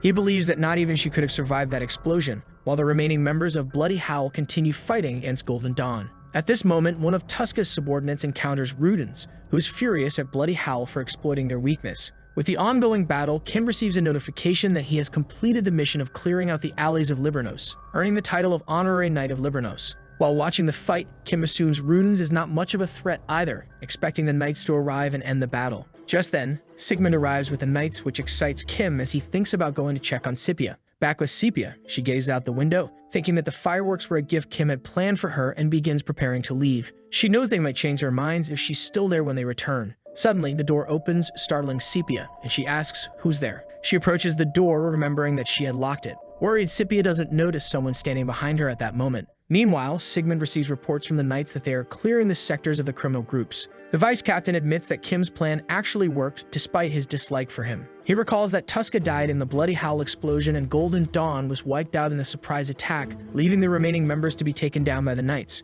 Reflecting on this, he wonders if it was really the best decision to let Scipia be under Kim's care while ordering his knights to retrieve Rudens' body. However, Rudens' body begins to emit a dark mist, which shocks Sigmund. He recognizes the mist as something reminiscent of the demon race, increasing his concern. The mist starts moving toward the base where Scipia is, prompting Sigmund to command everyone to rush back to protect her. Back to Kim, he starts getting worried, thinking everything was going smoothly until he realizes Rudens has taken Scipia hostage at the knight's base. Rudens requests a conversation while Kim recalls his experiences from the game, remembering that Rudens never survived in any of his playthroughs. The story only mentioned that Rudens developed Golden Dawn through business rather than combat and disappeared after Sigmund's awakening. This leads Kim to realize there might be a hidden story about Rudens he wasn't aware of. He also notices that Rudens' aura has changed completely since their last encounter. Thinking it might be an act, Kim asks if Rudens has something to discuss with him. Rudens confirms by snapping his fingers, activating magic that seals the door with his mana, making Kim suspect he's a mage. This worries Kim as he wonders how powerful Rudens could be and whether he could defeat him, especially with Sepia being held hostage.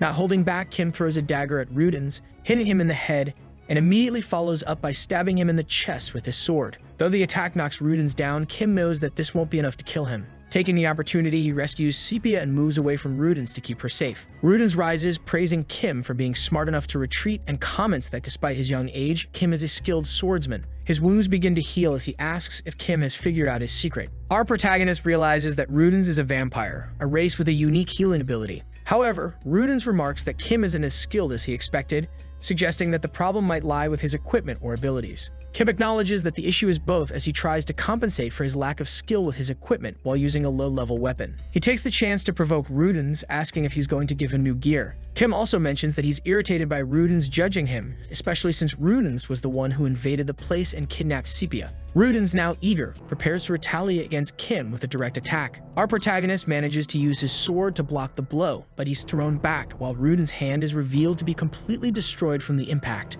The vampire grabs Kim's sword, noticing that Kim is holding his ground in the fight. However, Rudens warns that it's still not enough to stop him. Kim breaks free from Rudens, deliberately leaving his guard open, prompting the vampire to lunge forward, exploiting the perceived weakness in his defense. At that moment, Kim strikes Rudens in the eye with the silver candle holder. Even after being struck with the silver candle holder, Rudens remains calm as he pulls it from his eye. Our protagonist asks if the blow was too shallow since he intended to blow Rudens' head off. Rudens, now aware that Kim had left an opening on purpose to force him to advance, acknowledges it was a clever tactic to face an opponent faster than him. Kim assumes a fighting stance, realizing Rudens must be a high-level vampire to withstand being hit by silver. Rudens starts laughing, saying that Kim passed his test, leaving Kim completely confused and asking if they had met before. The vampire explains that he knows who the protagonist is, referring to him as the Forgotten Swordsman. He asks why Kim seems surprised, as just as Kim knew Rudens' identity, Rudens also knew Kim's. Taking advantage of the situation, Kim asks who Rudens truly is, and Rudens reveals that he is a vampire lord, the leader of a clan that has lived for thousands of years.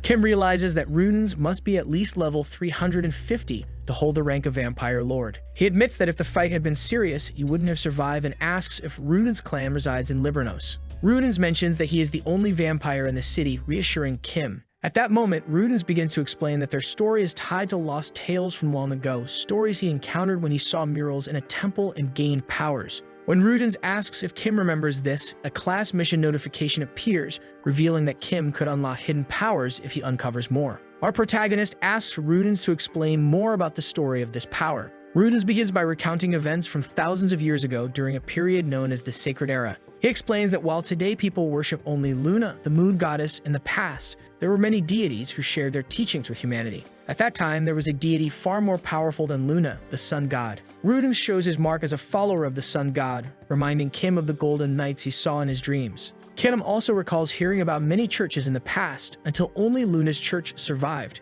Confused, Kim wonders how the sun god, despite being more powerful, was defeated and his church destroyed, asking for the name of this god. Rudens responds that he cannot speak the god's name lightly, as the world is under Luna's authority. If anyone discovered that Rudens was trying to help the sun god, the consequences could be severe. Rudens advises Kim to be cautious as he too possesses the sun god's power. Kim is shocked to learn that he has the power of a god he just heard about. He asks Rudens for further clarification, but Rudens questions whether he really needs everything explained to him. The vampire asks if Kim didn't see the story in the murals, explaining that during the Sacred War, the Demon King invaded the human world, forcing both gods to unite. However, Luna coveted the sun god's power, which led her to erase the sun from history. Kim realizes that Luna's followers betrayed the sun god's church. Rudens continues, explaining that Luna wiped out all traces of the sun god's church to erase any record of him, turning him into a forgotten deity. Kim asks how Rudens survived all this time, and Rudens reveals that he is not the only survivor who has been hiding from Luna. But even so, Luna's followers allied with the Demon King to curse all the remaining sun followers. This curse turned all the survivors into monsters, unable to live or die. At that moment, Kim recalls the night Adelia, realizing that she too must have been a follower of the sun god, and understands that's how he inherited the sun's power. Rudens notices Kim's realization and says that Scipia also wields the sun god's power. Kim remembers her abilities and now understands that her power comes from the sun, not just from any ordinary magic as he had initially thought. Rudens further explains that Scipia was the reason he came to Libranos in the first place until she was kidnapped, thinking it was all part of the sun god's plan for them all to meet. Our protagonist starts to realize that all the coincidences and encounters he has had were orchestrated by the sun god. Meanwhile, a woman senses that the city is much noisier than usual, with her assistant remarking that it's the first time he's seen Libranos like this. This woman is Scarlet, who orders her assistant to investigate the area thoroughly, noting this information in her report. She asks if he knows where the knight they were looking for was, and the assistant mentions that he was last seen with Vice Captain Sigmund. Scarlet wonders how they know each other, while the assistant remembers that the Night Court has one of the best security forces they can find.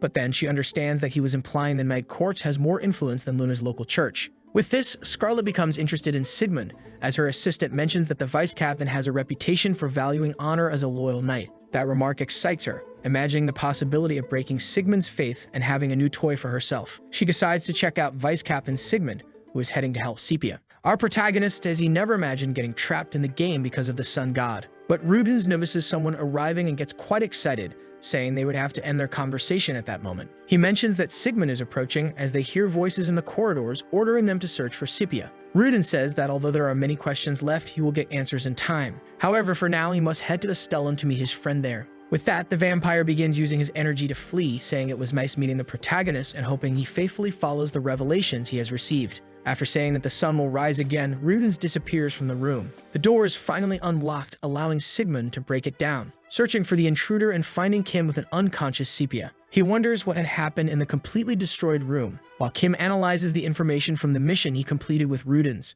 Some time passes and Kim ends up imprisoned, complaining about not receiving food, and the knight scolds him. Kim realizes the situation has gotten much more complicated, imagining it will be difficult to avoid suspicion about his involvement with demons. At that moment, Sigmund approaches the cell, prompting Kim to ask to be released. The knight gets angry with Kim again until Sigmund asks to leave him alone as he intends to interrogate him. After the knight leaves, Kim asks if he isn't going too far, especially considering everything he has done for the city. But Sigmund apologizes for that, explaining that he had to act that way to avoid drawing attention from the other knights present. At this point, he says there is a more serious problem, and Kim says he has already explained his innocence if it's something related to the demons. Sigmund explains that they received a follower of Luna who was asking about a mercenary named Monty, as well as showing curiosity about the explosions. Kim understands that he is now the target of Luna's church, being protected by Sigmund, who ignored their order to allow the interrogation of Kim and Scipia. Our protagonist asks if this isn't dangerous, as he remembers that Luna's church's power extends across the entire continent. This is because he knows that even with all the members of the Night Corps on Sigmund's side,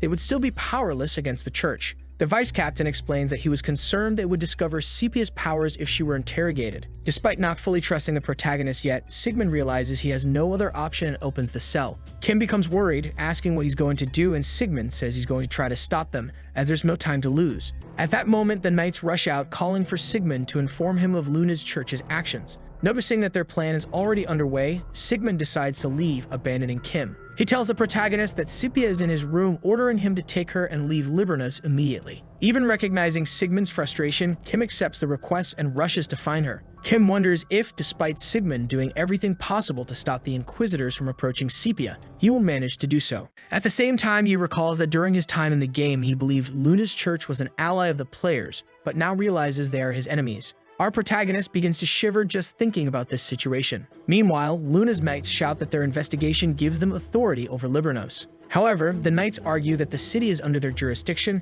and they will not tolerate any act of disrespect. At that moment, Scarlet appears with a malicious smile, overhearing their words. She asks if they would dare stand in the way of the agents of holiness and still talk about forgiveness. Although the knight tries to explain that interrogations without the Lord's permission are forbidden, Scarlet ignores him, delivering a blow that slices his throat. This act angers the knights, who draw their swords to confront her. Scarlet says she is using her authority as an inquisitor to punish the knight, adding that everything could be resolved if they handed over Scipia and Kim. But if they refused, she would execute all of them. The knights grew worried until Sigmund arrived to stop the fight, saying they should not act without his command. He ordered them to remove the body of the knight killed by Scarlet as he approached her. At that moment, she started to appear embarrassed, asking if Sigmund was the current leader of the Night Corps. Sigmund explained that the Lord was absent, so he had taken command during this period. He then asked how she could have killed a knight, being an inquisitor trained to make fair judgments. But Scarlet simply explained that he sealed his fate when he got in her way, causing all the knights to revolt against her attitude. The vice captain ordered his knights to remain silent, saying that the inquisitors could start their investigation after the knights completed theirs.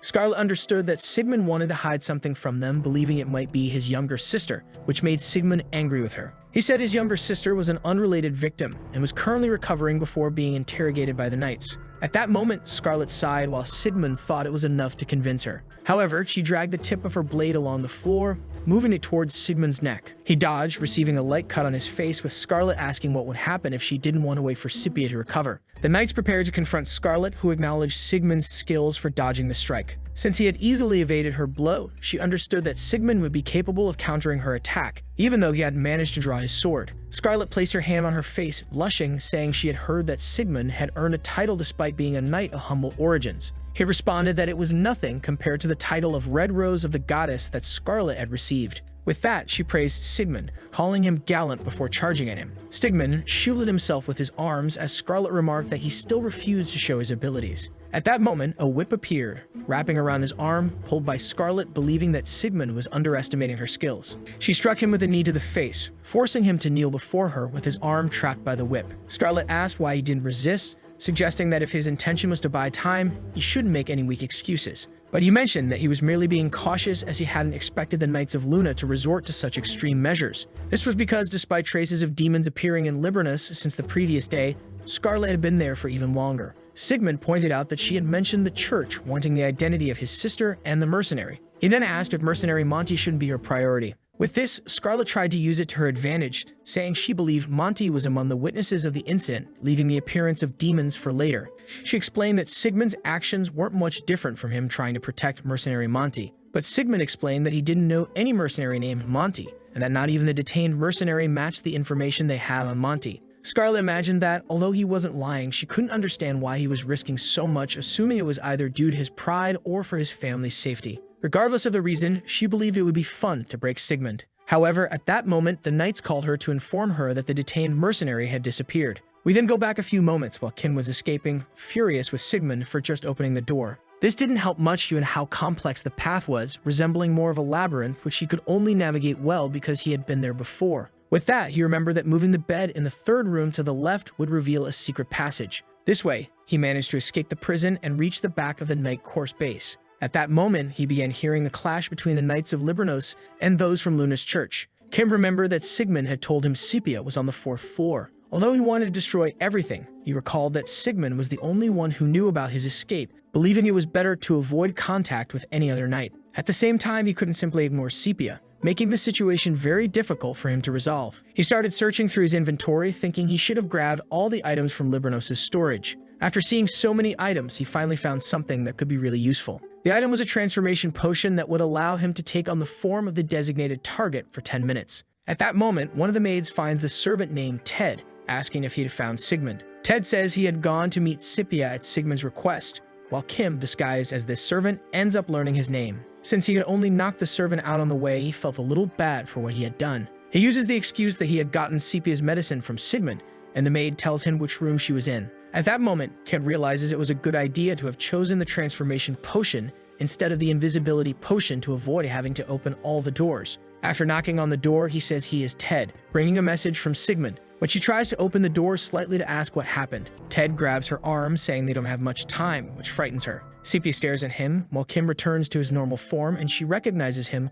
wondering how he managed to get there. At that moment, they hear the Inquisitor's shouts, forcing the knights to clear the way, making Scipia anxious about the threat of being labeled heretics. Kim says he can explain on the way, asking if she trusts him, extending his hand to her. She takes the protagonist's hand, but then he throws a potion at her, leaving Scipia in shock. It turns out it was a petrification potion that would keep her in that state for 10 minutes. With that, he opens his inventory to store the petrified Scipia, remembering that in the game, nothing alive could be placed in the inventory. But any petrified item was considered a stone statue, recalling that he had done this before when he petrified a monster before releasing it in a village. Our protagonist discovered this secret while testing the limits of the storage character's abilities. After that, he jumps out the window, hearing the knights enraged because he had disappeared, knowing that this would agitate both groups of knights. Kim decides to leave that for Sigmund to handle while he escapes with Sepia and heads for the city of the dead called Astellum. He remembers that Sepia and Sigmund grew up in the slums fighting to survive. The two were forced to endure the cruelties of many people, such as criminals ignored by the knights.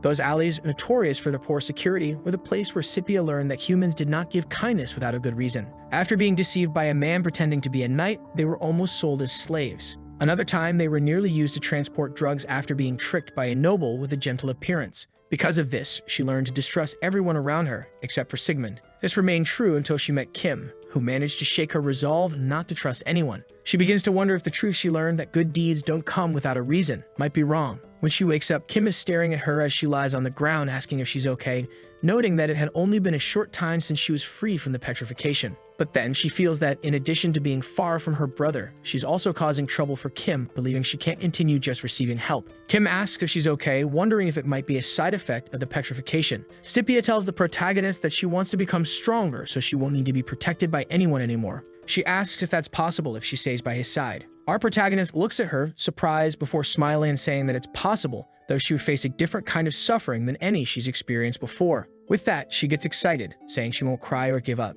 This makes him happy, thinking he'll feel much more relieved when she becomes stronger, since he wouldn't be able to stop her despite having promised Sigmund to protect her. To continue, he takes the opportunity to explain their current situation. When Sepia understands their predicament, she grows concerned, thinking that Kim could have left her behind and thanks him for keeping his promise to Sigmund. She says she didn't get a chance to say goodbye to her brother, while Kim assures her they'll meet again, though he himself isn't sure of that. After that, Kim starts rummaging through his belongings, looking for a weapon to help Sepia defend herself. He finds a bow called the Crystal Recurve Bow, which has no level restrictions. Sepia becomes curious about the bow, and Kim explains that it's a weapon that can be used even with low physical stats. Our protagonist acknowledges that he was planning a way to help Sepia train, believing that the bow is the best weapon to improve both her physical strength and agility. Although he had heard from Rudin that she belongs to the mage class, Kim still believes that Sepia needs to improve her accuracy to use her spells effectively. As Kim watches Sepia, he contemplates the possibilities for her growth, wondering if he should focus on improving her basic skills. At that moment, two orcs are walking when one of them is hit by an arrow from a hidden location. The surviving orc becomes cautious, searching for his enemy as his partner falls into the lake. At the same time, the archer prepares another arrow to hit her next target from atop a tree, striking the head of the fallen orc. After witnessing another attack on his partner, the orc grows curious, while the archer decides to drop down onto the back of her target. She delivers a knee to the orc's head, trying to knock him down. However, the orc manages to stay on his feet and swings his axe in an attempt to strike his enemy. The archer dodges the orc's attack, already using her magic to set the tip of her arrow ablaze. She shoots the arrow into the orc's eye, leaving him vulnerable. At that moment, the archer jumps onto the orc's back, using her bow to strangle him. After applying some pressure to his neck, she manages to bring him down to the ground. With that, she defeats both orcs and turns to her ally, saying she had already told him she could handle the two by herself. That ally is Kim, who acknowledges that Archer Sepia performed exceptionally well in action, wondering what had happened in the meantime. It turns out Sepia's rate of growth had been great, as she already knew self-defense. He also realizes it was foolish to think she would have trouble seeing blood, noticing how quickly she learned things, which excites him about teaching her more and more. It had only been half a month, and Sepia had grown significantly since they left Libranos. Sepia says she will check if there are any more orcs remaining, and Kim simply agrees with her idea. Our protagonist is impressed by her evolution, as Sepia had only developed her physical skills. He also recalls that she hasn't used her sun power again, which could make her much more powerful. The problem with that power is that she can only use it when in danger, activating it as a form of self-defense. As a side effect, she always faints afterward. At that point, Kim opens Sepia's status window and notices that she had gone from level 15 to 30, though her class remains unknown. He wonders how he could remove the question marks, believing it might be through a special mission. But at that moment, he trips over some items left by the orcs and decides to take a look at what they were carrying. Kim recalls that solitary orcs don't cultivate anything, so the pickaxe he tripped over indicates that they lived in groups. With that, he suspects that there might be an orc cave nearby. Sepia notices that he is concerned about something while Kim continues examining the orcs' items. He tells Sepia that they will need to stop at a place on their way to Astellum. Their goal would be to find a witch, which leaves Sepia confused. It turns out that in this game world, witches are ambiguous beings, somewhere between monsters and NPCs, treated as cultists who give players missions. Amidst this, Kim's objective is to find the Shadow Witch, who lives in an orc cave around level 150. But the problem is that this witch is the apprentice of the Balanced Witch, who is considered the strongest witch in the world. Our protagonist believes that this witch might have information about Sepia's powers. As they begin walking, Sepia asks if his goal is to have the witch check her status, and he confirms it. Sepia asks if they can trust a witch, and Kim explains that, despite their bad reputation, witches still possess a lot of knowledge. Moreover, since witches are weak to fire, they wouldn't need to worry if they have to fight. Kim also mentions that he has a plan to avoid any confrontation with the witch, trying to reassure Sepia as they arrive at Hafter Canyon. In the middle of this canyon, they find a cave where a witch was resting in her laboratory. At that moment, a crow appears to wake her, and she pushes her pet away, complaining. After waking up, she adjusts her hat, wondering what was going on. The crow's eyes glow as it informs her about the approaching intruders. This excites the witch, saying they were arriving just in time for the harvest, calling her team potatoes. At that moment, some orcs approach her, asking if they were summoned. The witch informs them about the intruders, ordering them to get rid of them and take everything they have. As soon as the orcs leave, she settles down on her couch, hoping they at least have a lot of money. She starts thinking about how long it's been since she last ate anything, imagining that once she has money, she could buy a chicken to eat 1 egg a day. As the crows watch the two, Sepia finds the cave where the witch was hiding, informing Kim that she didn't see any orcs around. But Kim observes the sky filled with crows, suspecting that the witch already knows they are nearby. At that moment, the orcs appear, and Kim warns Sepia that they need to deal with them before they can meet the witch. Sepia gets excited, saying she can easily handle a few orcs as she pulls out her bow ready for battle. However, Kim stops her, telling her to wait, which confuses Sepia, as she asks if they aren't going to fight. He explains that they need to read the map first, as this could greatly increase their chances of winning. Our protagonist recognizes that he needs to be at level 90 to pass through the canyon, realizing he must use a different tactic since he's teaming up with Sepia. When Kim finds a guard post, he tells Sepia to go there and take care of the defense. His plan is for Sepia to face up to 3 orcs at a time, and if she feels like she's about to be surrounded, she should flee. Sepia feels a bit disappointed, saying that while she doesn't want to run, she'll be careful. This makes Kim happy because he knows that arrogance can be dangerous in tough situations and is relieved to see that she's not letting overconfidence get to her head. Kim explains that while she takes care of the guard post, he will handle the rest. She prepares for the fight, and when the orc at the guard post gets distracted, Kim gives the signal and Sepia fires an arrow to kill the first orc. The two charge at their enemies, who realize they are being attacked and advance against the invaders.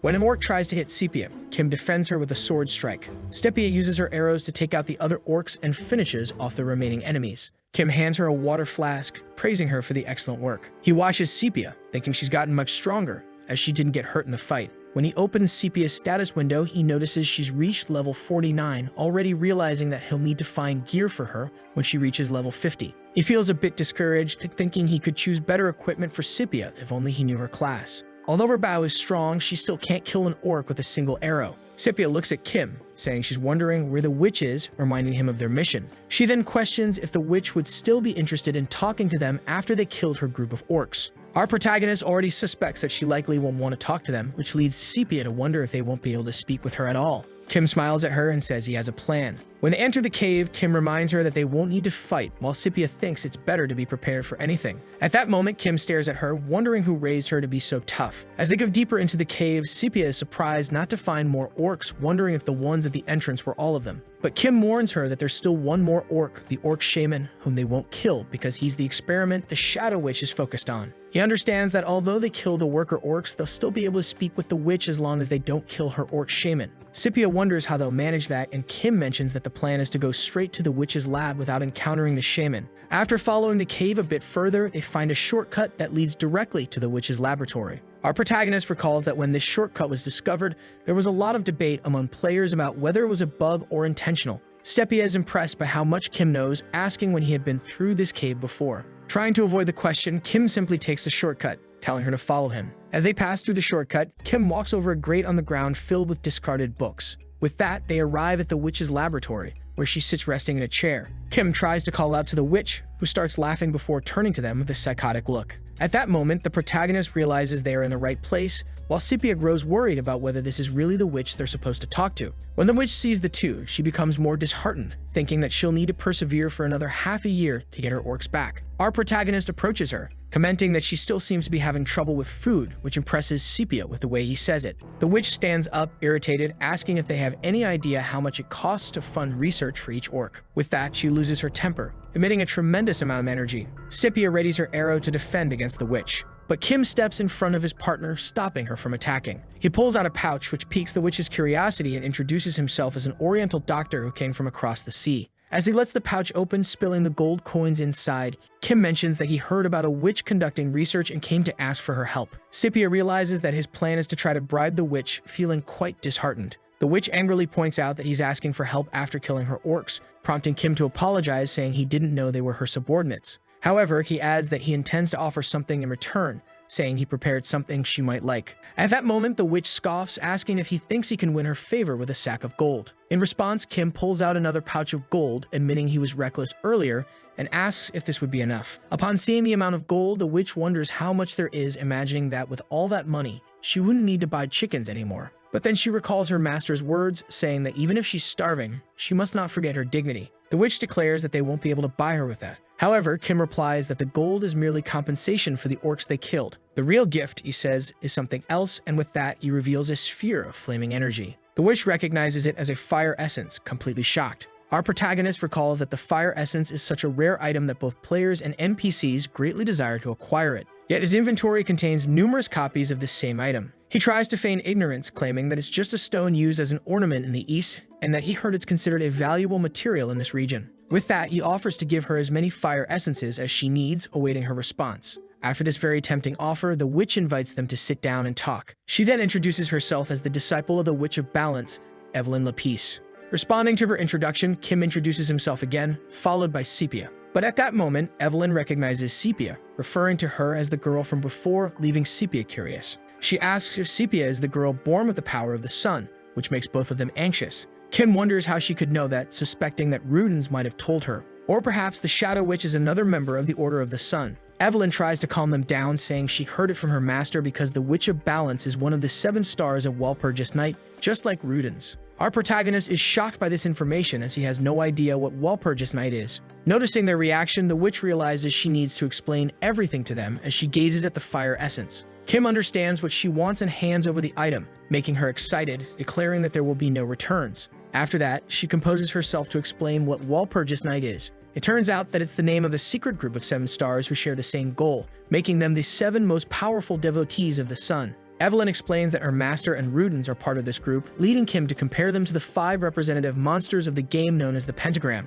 But then he remembers that the Witch of Balance is also part of the Pentagram, wondering if the 7 stars in the Pentagram are separate groups. She continues her explanation, saying that although the power of the sun has been forgotten, its traces are hidden across the continent, and the mission of the 7 stars is to find them. With that, they created Walpurgis Night to share information about the sun's traces, prompting Kim to ask what they plan to do once they find them. The witch admits she's not entirely sure what the plan is, mentioning that her master used to say that the goal is to resurrect the sun and restore order. Our protagonist is amazed by this, realizing that their plan is to reverse the world controlled by Luna's church, which could lead to chaos in the game world. He realizes that the game system is guiding him down the path of the sun to assist the 7 stars. Even though not long ago he could never have imagined going against Luna's church, the protagonist notes that he's now working alongside a member of the Pentagram. When he considers if the other members of the 7 stars are on the same level as the Pentagram, he begins to think they could challenge Luna's church. Kim asks if there are more devotees of the sun among the witches, and Evelyn says she's not sure because they hide anything related to the sun.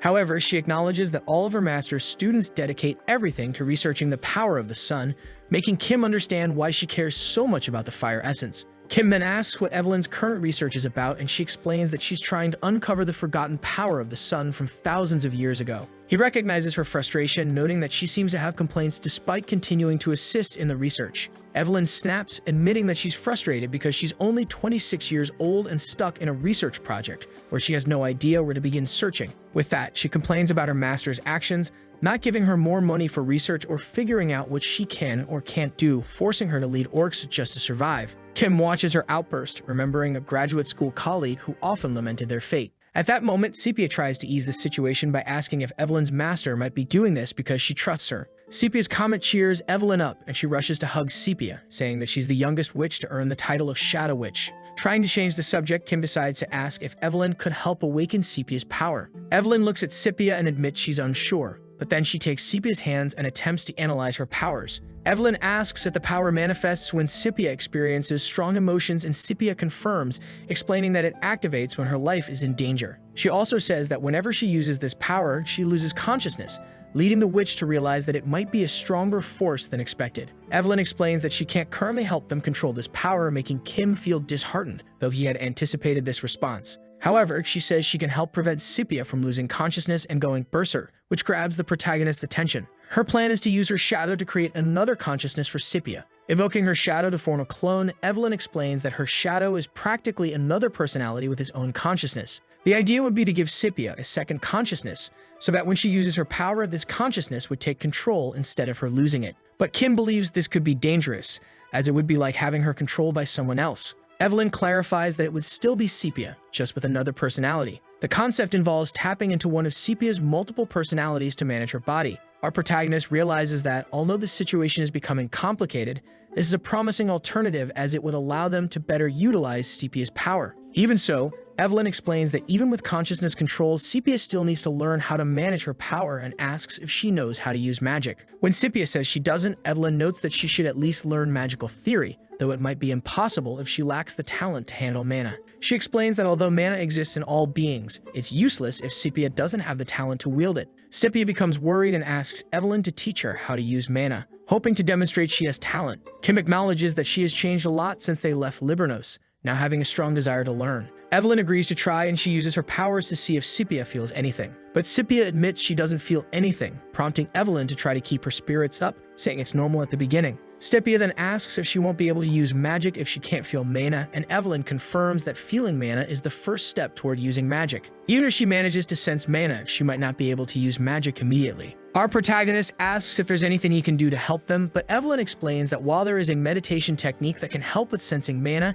it would take several months. Kim mentions that they can't stay that long, telling Sepia that they'll need to leave soon. At that moment, Sepia suddenly manages to concentrate her mana, summoning a massive flame around her. Both of them are stunned by Sepia's power, wondering how she managed to do it. Evelyn panics, wondering what they should do to control this power. In that moment, she notices her research materials catching fire, frantically yelling for them to put out the flames. Sepia asks how she could do that, while Evelyn only manages to lament over her ruined papers. Finally, she pulls out her staff and uses her spell Aquatic Cage to extinguish the fire. The problem is, in doing so, she ends up dousing Sepia as well to ensure all the flames are put out. After resolving the situation, Evelyn wonders aloud how Sepia could be using magic without even being able to detect mana. Kim questions whether it was truly magic, and Evelyn confirms that it is indeed magic, even though Sepia can't sense mana. She only feels the heat. At that moment, the witch becomes excited, speculating that it could be the ego of mana, something she had only heard about. Our protagonist asks if this means she won't be able to teach Sepia magic, but Evelyn clarifies that, on the contrary, it might actually be easier to teach her because of it. It turns out that if Sepia can understand the theory of magic, she could cast spells. With that, Kim realizes that Sepia's abilities are quite similar to those of a player. Even though players can't feel mana, they can still use magic. Noticing this, he realizes that Sepia will need to level up in order to use more powerful spells just like any other player. He asks how long it would take to teach her magic, and Evelyn says she can't be sure as it varies from person to person. Using herself as an example, she explains that it took her half a year to learn the basic theory. Victoria's Kim, even though she mentions that it was considered fast. The problem is that he has other tasks to complete and can't leave Sepia behind. However, Evelyn suggests that she could join them to help resolve this issue. Our protagonist is confused, asking what would happen to her research. Evelyn explains that since Sepia has the power of the sun, she should follow her to continue her research. Realizing this is a valid argument and noting that Evelyn is a trusted disciple of the Witch of Balance, Kim begins to think it might be a good idea. Evelyn assures him that she won't get in their way and could even be useful while observing and documenting things about Sepia. Kim then asks Sepia's opinion, and Sepia eagerly requests that Evelyn be her mentor and look after her. Sepia's request makes Evelyn blush, and she agrees, saying there's much to learn from the witch from this point forward. At that moment, Evelyn promises to do her best to teach Sepia, and Kim imagines that Evelyn is quite happy just to be called Master. Meanwhile, in the meeting room of the Seven Stars, one of the members becomes angry with Rudens, asking why he didn't speak up about what happened in their last meeting. Another member comments that Rudens has always been like this, further irritating the furious member, who says they can't just let it slide with that excuse. He demands to know where Rudens left the kids with the power of the sun, and Rudens replies that he sent them to Estellum. This answer enrages the angry member even more, as he accuses Rudens of sending them to die after waiting over 1,000 years for them to appear. The second member tells the angry one, Crassus, to calm down, reminding him that another member, Palsetto, has gone missing. Crassus raises his energy, summoning a bow and pointing it at Rudens, accusing him of sending the two to die despite them being a key to finding the power of the sun. However, the other member intervenes, telling Crassus not to attack Rudens as fights between the stars are forbidden. Crassus declares that his interpretation of the sun's meaning differs from Rudens and warns that he will go to Estellum. The two remaining members simply ignore his actions. Meanwhile, in Petunia, the protagonist's group continues their journey. Evelyn becomes excited at the sight of snow, prompting Kim to ask if it's her first time seeing it. She explains that witches rarely travel, as they could be burned at the stake if they're not careful. Evelyn further explains that only her master is capable of traveling safely, which reminds Kim that they wouldn't be able to escape the Inquisition easily. Scipia asks Kim if he isn't feeling cold, to which he responds that he's not feeling it much. After walking a bit more, they find a cave to shelter from the cold, and Kim plans to set up camp there. Excitedly, Scipia offers to make the campfire. She quickly gathers the materials and sets up the fire with impressive ease, which leaves Evelyn astonished. Our protagonist reflects on how much Scipia has grown during the 2 weeks they've been traveling with Evelyn, recognizing that despite everything, the witch truly is a genius. As Kim relaxes in the cave, he opens his status windows to review the missions he needs to complete while the two women rest. He wonders if the person Rudens asked them to find could be another member of the Seven Stars, and if that person is an NPC he already knows. Still, he decides to stop thinking about it, recalling that he had learned quite a bit while staring at a bottle. This bottle contained a potion that could be found in a hidden spot in the cave where they had stopped, and it was the reason Kim had asked them to stay there. The effect of the potion helps the protagonist recover the stats he lost after making the contract with Scipia. Just then, Scipia wakes up, asking if Kim had gone somewhere. He explains that he had searched the cave, and Evelyn mentions that she could have used her search magic. When Kim comments that she relies too much on magic, Evelyn responds that only those who don't use magic say such things. Although Scipia mentions that Kim can use magic, Evelyn still feels superior because she knows he cannot teach magic to his partner. Kim acknowledges that he can't, as he only uses his status window to cast spells. As Kim pulls several items from his inventory, the witch is surprised, thinking he can use subspace without an artifact. Our protagonist mentions that it's the magic of ones and zeros, which leaves Evelyn in shock. He gathers several arrows to give to Scipia, mentioning that they will soon arrive in Estellum, and asks her what she thinks they might need. Scipia isn't entirely sure, and Kim explains that they will need high-purity silver. Estellum is a city with a theme tied to Lumania, meaning there will be vampires there. Kim asks if the vampires are sun worshippers like Rudens, and Evelyn explains that there are various vampire factions, unlike witches. Because of this, the vampires who aren't Rudens' subordinates might be hostile toward them. But Kim points out that witches can also be hostile, which makes Evelyn grumble, saying witches don't usually harm humans. This makes Kim realize that she's warning them that the vampires may not be our allies. Evelyn asks why they need to spend silver to make weapons, and Kim asks if she doesn't know about the vampire's weakness. He explains that vampires die if struck by silver, which makes the witch nervous, hinting that witches might share a similar vulnerability. When they arrive in the city, Kim is puzzled to find a tomb right at the entrance. He asks Evelyn to use magic to disguise their appearance, since they are being hunted by Luna's church, and drawing attention could be dangerous. The witch excitedly uses her magic to transform them into siblings. However, Kim points out that they could still be recognized and suggests that they keep their hoods up. He mentions that their priority should be finding a place to stay before deciding what to do next. Evelyn becomes curious about northern food and immediately indulges until she's full. Afterwards, Scipia asks what they should do now, and Kim explains that they need to create new identities to avoid the church's persecution. He also suggests they change their names, and he imagines Evelyn won't be able to admit to others that she's a witch. Kim shows them his mercenary emblem, explaining that they could work to gather information. This idea excites Evelyn, while Scipia wonders if they should accept the requests. Kim explains that by taking on these jobs, they'll naturally blend in with the people of Estellum, while he plans to reach level 150 through these missions. However, two soldiers arrive at the location, making Kim uneasy. The soldiers begin discussing the Inquisitor's mission in Libranos and question the whereabouts of Sigmund. They mention that even Sigmund was taken by the Inquisitors, which causes Scipia to panic. Kim can only watch Scipia as they overhear the soldiers saying that anyone involved has become a wanted person. As the conversation continues, Kim stands up, telling Scipia that they need to leave the place. Once they leave the restaurant, Kim starts to worry, hoping Sigmund was able to handle the Inquisitors. Evelyn understands that they have been exposed to danger because of Rudens. Our protagonist wonders what Rudens was thinking, doing this after saying they were on the same side, trying to suppress his anger over having caused Luna's church to take action. The witch tries to calm the situation, saying there must be a reason for this, and Kim wonders if that reason is to make the game more challenging, as it had been too easy so far. Evelyn doesn't fully understand what he means, watching as Kim walks away. Upon arriving at the Estellum Mercenary Guild, Kim asks for the registration. The guild clerk asks them to place their hands on a crystal ball, which will assess their class, and also asks for the protagonist's name. At that moment, Kim invents a new name, introducing himself as Leo. Scipia is registered as a Class D and Evelyn as a Class C, which irritates the witch greatly. Afterward, the clerk shows them the notice board where they can pick up missions. They gather in front of the requests, and both Scipia and Evelyn are impressed by the variety of options.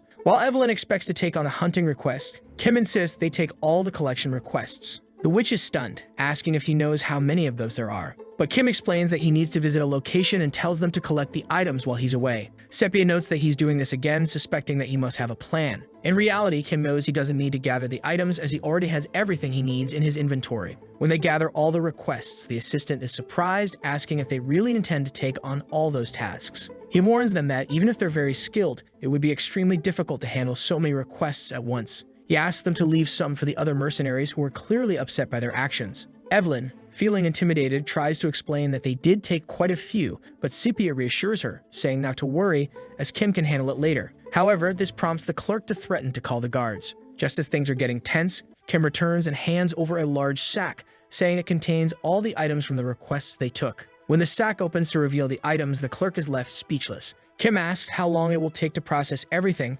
prompting the clerk to apologize and send the other mercenaries back to work. At that point, he begins helping Kim finalize the details of the requests, while Evelyn acknowledges that everything worked out in the end. Back at the inn where they are staying, Kim collapses onto the bed, exhausted from the day's work. He overhears the girls discussing their plans to get frog skewers the next day, which makes Kim relax a little, thinking they sound like students on a field trip. He realizes he leveled up a lot that day and considers doing some training the next morning. However, a soldier approaches their inn, having received information about their whereabouts. This soldier is part of a group of thieves who are intrigued by the large amount of money they've heard Kim's group received. The group prepares to invade the girls' and the protagonist's rooms simultaneously, intending to kill everyone. Although the bandits feel slightly guilty about having to kill two beautiful girls, they know it could be troublesome if they scream. Splitting up, the bandits move toward the windows to take out the group. They prepare for a coordinated attack coming down, but just before they finish the countdown, one of the bandits is struck in the head by a blade. Realizing they've been discovered, they rush into the attack. However, Kim is well prepared and quickly disposes of the two bandits targeting him. He shouts to his friends, asking if they're okay, and Evelyn replies that everything is fine as they observe the bodies of the defeated intruders. The witch is furious at the night invaders for ruining her sleep. Kim realizes they were just common thieves, but he's still impressed by Evelyn's power, remembering that she's a level 150 witch despite everything. Even so, Kim senses something and tells them not to lower their guard, making the two believe there may still be more bandits around. Our protagonist notices that something is approaching them, likely drawn by the smell of blood. Given that vampires and werewolves are extremely sensitive to the scent of blood, Kim grows concerned about which one they'll have to deal with. At that moment, someone approaches, surprising everyone. The figure is none other than the clerk from the mercenary guild, leading Kim to suspect that he might be a vampire who has been hiding among humans. However, the clerk simply says that he has something to ask of the protagonist. As the guild clerk approaches them, he assumes they already know his true identity. He introduces himself as Roberto, a vampire who hides among humans. Kim, curious, asks what he really wants. Roberto, looking disheartened, begins explaining that his request involves his master. It turns out that his master is a vampire who chose to coexist with humans, following a rule that forbids him from harming them. This causes his master to suffer from bloodlust during the full moon. To help his lord, Roberto collects blood from the Undertaker or directly from corpses during the full moon. One night, while smelling the bodies to extract more blood, Roberto discovered something far more special. Sepia becomes curious about this something special Roberto found. At that moment, Roberto points at Kim, stating that the special thing he found was the protagonist's blood, which causes Kim to grow concerned. The clerk explains that there's something very unique about Kim's blood, prompting him to make a request. He asks to extract a little of Kim's blood to help his master, but before he can proceed, Roberto is bound by a magical rope. Evelyn, suspicious of Roberto, demands that he stop lying to them, pointing out that she has never heard of a vampire coexisting with humans. Roberto falls to the ground, defeated, saying he cannot return to his master without the blood. This further irritates Evelyn, who warns him to be quiet before she stakes him. Kim, however, decides to hear Roberto out, asking more about his master. Still, Roberto says he cannot reveal much about his lore, but can arrange a meeting between them if he gets the blood. Evelyn is outraged, calling it madness, while Sepia urges her to calm down. Evelyn questions whether Kim actually believes the vampire's words, causing Kim to wonder how she could be so skeptical,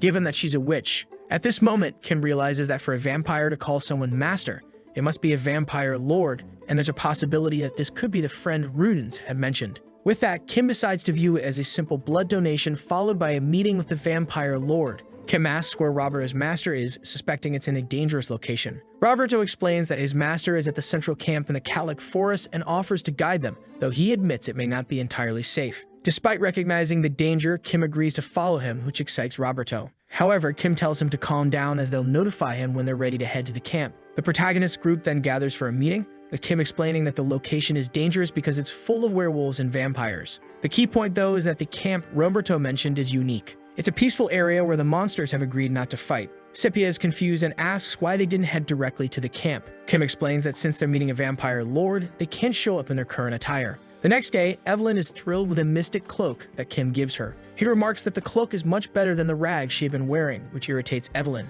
Afterward, he retrieves an item for Scipia from his inventory. The item is a void amulet, which has the special effect of nullifying a mortal blow. Scipia is excited about the gift, while Kim explains that it's a safety amulet she should always keep with her. Kim feels satisfied with how well prepared they are after distributing the items and asks if they're ready to leave. Soon, they arrive at the Calic Forest, where the origin of the area's monsters is traced back to humans. Due to an unfortunate accident, people transform into werewolves and vampires, causing them to be hunted and driven into the forest. As both species hunted humans, coexistence seemed impossible, leading to many conflicts and near destruction. To save their kind, they established the central camp in the forest. In the middle of the camp stands a cabin, which Roberto points out as his master's residence. Kim realizes that this is where the herbalist NPC lives, an extra NPC known to be very useful to players in various ways. This confirms that Roberto's master is indeed a vampire lord. At that moment, Kim reflects on how the NPCs he had often ignored while playing the game were hiding a wealth of important information. Roberto approaches the cabin, announcing to his master that he has brought guests.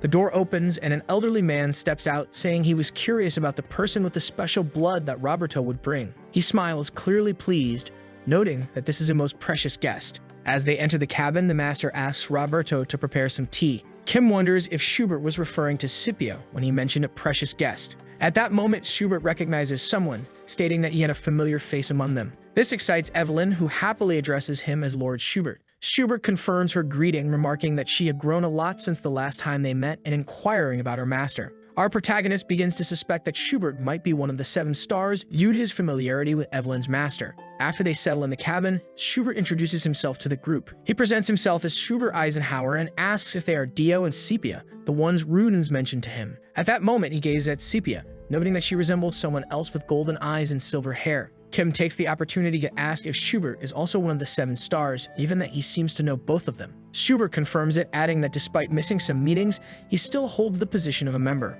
Kim apologizes, admitting that he finds it difficult to trust them. Roberto, clearly irritated by the protagonist's comment, is calmed by Schubert, who asks him to remain composed. The vampire lord says he understands Kim's suspicions since the group doesn't know much about the 7 stars. Kim apologizes for his reaction, explaining that Rudens had previously placed them in danger. At the same time, he reflects that he cannot be sure if the 7 stars would truly be allies, or if they simply want to manipulate them. As he thinks this, he notices a warning window indicating that he has encountered someone who knows the forgotten history and can unlock hidden powers. At that moment, he asks Schubert to explain the hidden power he had received. Schubert agrees, though he seems a bit concerned. Standing up, he states that he needs to verify if Kim is truly the key. This statement leaves Kim utterly confused. Kim asks what he must do to prove it to Schubert, assuming he needs to display some forgotten power. But Schubert shakes his head, stating that the protagonist is not yet wielding the power of the sun. Kim is taken aback by this remark. Schubert approaches a nearby stone and with a swift motion delivers a punch that begins to crack it. Kim realizes that Schubert is demonstrating his power, aware that such feats are typical for combat classes at level 300. Schubert calls Kim over to inspect the result of his punch, still leaving the protagonist bewildered. As Kim approaches, the stone completely crumbles into dust. Kim asks if that was the power of the sun, and Schubert asks if Kim could do something like that, with the protagonist admitting he isn't that strong yet. Then the Lord inquires if Kim is interested in wielding the power he just demonstrated. Kim realizes that if he trained with Schubert, he could wield the power of the sun, and the vampire Lord confirms that it's possible if Kim is indeed the key. Still puzzled by the concept of being the key, Kim wonders if this is related to the power he obtained from the Death Knight. But realizing it's not the time to dwell on it, Kim asks the Lord to teach him how to wield this power. Schubert, pleased, agrees, but first asks a favor in return. He explains that he still needs Kim's blood, revealing that the apostles are cursed, and that he is more effective than others as he loses control during each full moon. Kim finds it strange for a vampire to lose control during the full moon. Nevertheless, he agrees, stating that the group will stay for a while so they can learn the power. The vampire Lord then asks Evelyn about her master, and she mentions that her master is also a devout follower of the sun. With this in mind, Schubert accepts their request, noting that the theory behind his training might prove useful someday. He informs them that the training will begin the next day. The morning arrives and the group is served a large portion of vegetables, which frustrates Evelyn. Roberto criticizes her, saying she doesn't have to eat if she's going to complain. Evelyn protests that she's still weak because they took too much blood from them the day before. But when Schubert appears, asking if the food isn't to her taste, Evelyn is startled. Flustered, she quickly responds that everything is fine, and Kim notices that she knows how to behave in society after all. At the same time, Kim realizes that Schubert is a vegetarian vampire, wondering if that's the reason for his loss of control during the full moon. After breakfast, they gather to begin the training. The vampire lord mentions that he needs to assess the protagonist's specialty before they start the training. Kim draws his sword, accepting Schubert's request, and prepares to demonstrate his power. At that moment, he strikes a tree trunk, displaying his strength, while everyone watches. Feeling that it's still not enough, Kim readies himself for a second attack on the chopped pieces. After marking the pieces, he uses his magic to blow them up. Schubert seems impressed, and Evelyn comments that she didn't know Kim could do that.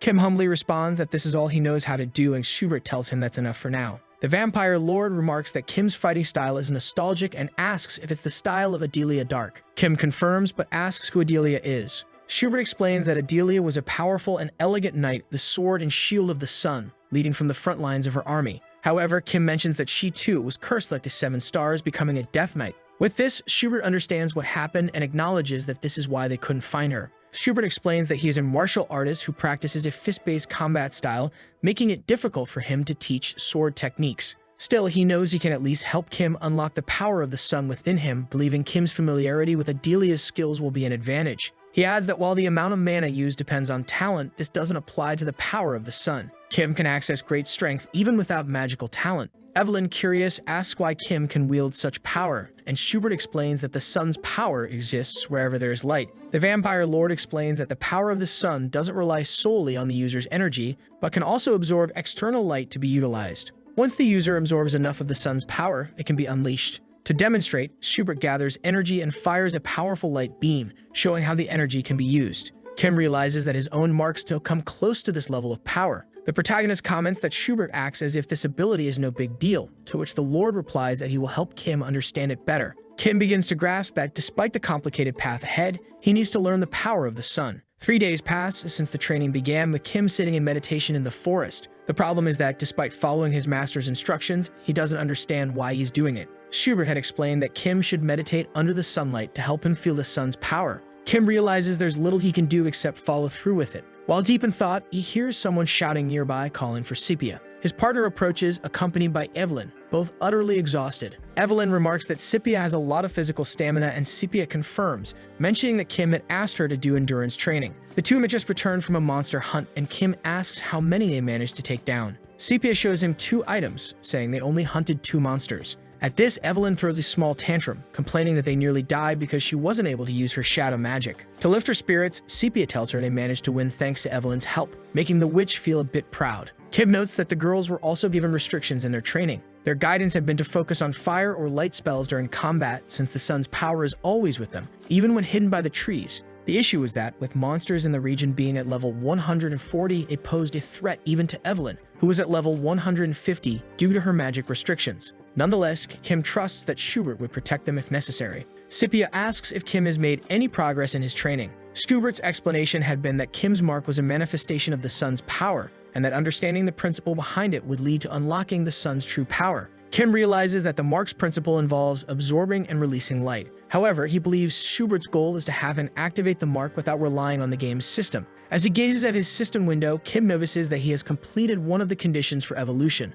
while another remains hidden. Kim recognizes that he hasn't felt any major changes after training overnight, but he hopes to discover something once he completes the other condition. During dinner, Evelyn stuffs herself with food, irritating Roberto. Kim observes the two bickering as usual, while Schubert comments that they're both full of energy. Still, the vampire lord reminds them that they need to work together as followers of the sun. Kim, curious, asks why Schubert works as an herbalist. He mentions that the other stars lead factions, pointing out Rudens commanding the Golden Dawn and the Witch of Balance leading the witches. Schubert explains that having a faction is indeed useful for bringing back the sun, mentioning that he too once had many comrades. When Kim considers asking what happened, Schubert explains that it's due to his curse. Kim understands that Schubert's lack of control must be quite severe. While he's familiar with cases of vampires and werewolves losing control, he hadn't expected someone as powerful as Schubert to experience something similar. The Lord explains that before he was cursed, he was a monk practicing asceticism to empty his mind and ignore his desires. He shares that the creed he learned back then was to avoid harming others. Because of this, even after being cursed, Schubert chose not to hurt others, opting to live in a remote place.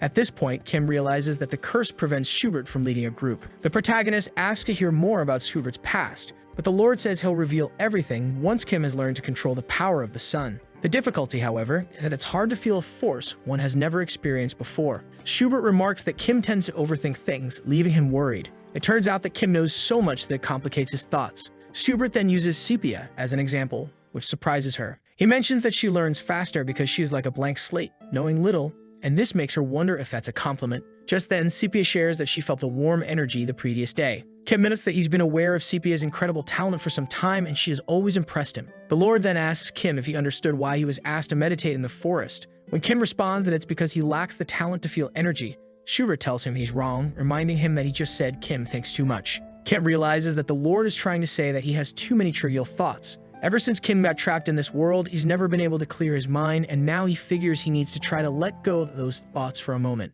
Meanwhile, in a nearby town, a soldier demands drinks. The soldier is Galetto Houndgestus, an inquisitor who appreciates how well the northern cities know how to brew alcohol. He muses that this is the one good part about being sent north, while the other soldiers grow annoyed at the racket he's making. At the same time, two men discuss the disappearance of two people, assuming they had chosen the wrong side. One man's friend asks what the group of mercenaries who took all the marked missions could do against those two. Hearing this, Galetto becomes interested and asks where the mercenaries they're talking about can be found. Back in the forest, a loud noise echoes through the trees, worrying Sepia. A group of werewolves charges at Kim, who is sitting in meditation. Schubert's words still trouble him as Kim always relied on the game's system when using abilities. As a werewolf lunges at him, Kim lands a direct strike, cutting the creature's arm. Kim notices that his mark didn't activate and the werewolf turns on him, forcing Kim to dodge. Regaining his stance, Kim realizes he should recall the power of the sun that Schubert demonstrated. But in doing so, he neglects the second werewolf, narrowly avoiding a strike from behind. The werewolf swings its other arm to attack, making Kim worried. He knows he could resolve this easily if he used his abilities.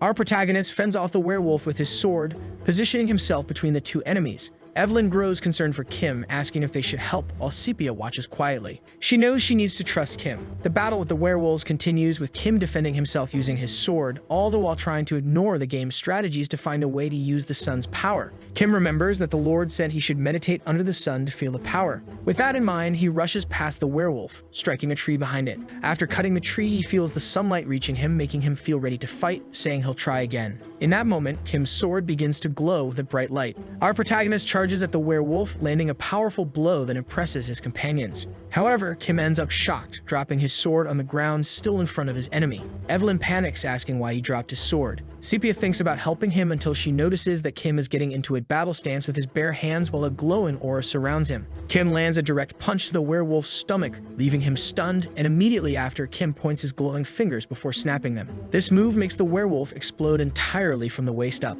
His power turns out to be so strong that it creates a huge pillar of fire that impresses his companions. Sepia recognizes that it was the same power Schubert had used, saying that Kim had managed to acquire the power of the sun. Our protagonist receives a notification that the hidden condition was fulfilled at the same time he gains more trust from Sepia. He feels happy to realize that the condition was unlocked, noticing that he had managed to capture the power of the sun. Even so, the condition indicated that he had only achieved part of it, making him wonder if he should be satisfied with at least half of it. His friends approach to congratulate him, while Kim notices that Sepia might have been very worried that he wasn't able to awaken his power. When he intends to ask how their training went, a huge light appears in his chest. Kim feels as if something is squeezing his heart, imagining that it could be a side effect of the sun's power. At that moment, he ends up coughing up blood and passes out, leaving the two in despair. Then we see a scene of a nun praying to a statue of a goddess. The nun asks her goddess to send a hero when a disaster happens. Meanwhile, Kim wakes up being greeted by Sepia and Schubert, relieved. Our protagonist is concerned about how long he was asleep.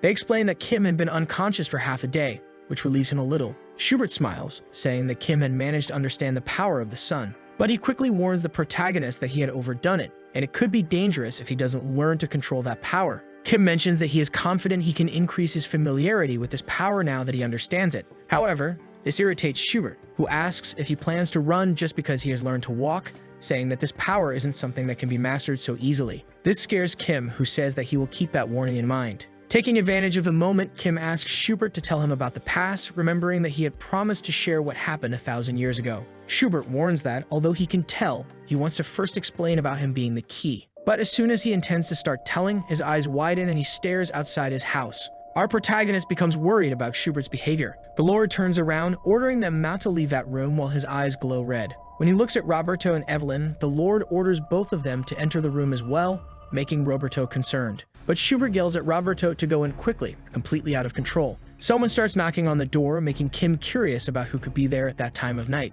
At that moment, the door explodes and Kim steps in front of Sepia to protect her. Then a soldier appears with a smile saying that he had invaded the house because he thought it was an empty house. He introduces himself as Galetto, asking if Schubert was the owner of the place. Kim recognizes Galetto because he is one of the 5 swords of Luna, wondering why he was there. It turns out that Galetto had joined the church to fight strong opponents and not out of religious piety. Our protagonist wonders if his pseudonym, Monty, should not have left such a strong impression on the church, questioning why he was there. Evelyn gets irritated, asking who he thought he was, while Schubert orders her to go back to the room and stay hidden. She even tries to respond, and Schubert orders her to go quickly, while he goes to talk to Galetto. Schubert approaches, saying he didn't know why he was receiving a guest, as he was just an herbalist, explaining that if he needed herbs, he should come back later. But Galetto starts laughing hysterically and says he just needs him to hand over a few people. He explains that he can sense the strange energy of the other young people who are hiding. At that moment, he grabs Schubert by the neck, asking if he would ignore him if he pretended to be human. Roberto gets irritated and charges at Galetto, trying to save Schubert. However, the soldier merely lands a blow that knocks Roberto out. Evelyn prepares a shadow arrow spell against Galetto, who watches her from afar. But like Roberto, her magic is easily blocked by the soldier. Galetto gets excited, recognizing that there were vampires and a witch, saying that he didn't plan to work after going to that place. At that moment, Schubert begins to shine intensely, which makes him curious. As Schubert prepares to retaliate, Galetto gets excited, saying that this should feel like a real fight. He throws Schubert against the wall, leaving him severely injured and worrying Kim. The Lord orders Kim to gather everyone and flee, while he holds off the soldier for as long as possible. Kim worries about the Lord, and Schubert mentions that he wouldn't be defeated so easily, even though he is so old. Schubert tells him to go quickly, leaving everything in the protagonist's hands. With that, Kim grabs Sepia's hands and orders Evelyn to carry Roberto so they can escape. Even though she asked about Schubert, Kim tells her to worry about that after they escape. At that moment, the house simply explodes from the battle between the two. The group watches the house engulfed in flames, with Sepia asking who that man was, prompting Kim to explain about Galetto. Sepia becomes concerned, imagining that someone of that level was pursuing them, wondering if Schubert would be okay.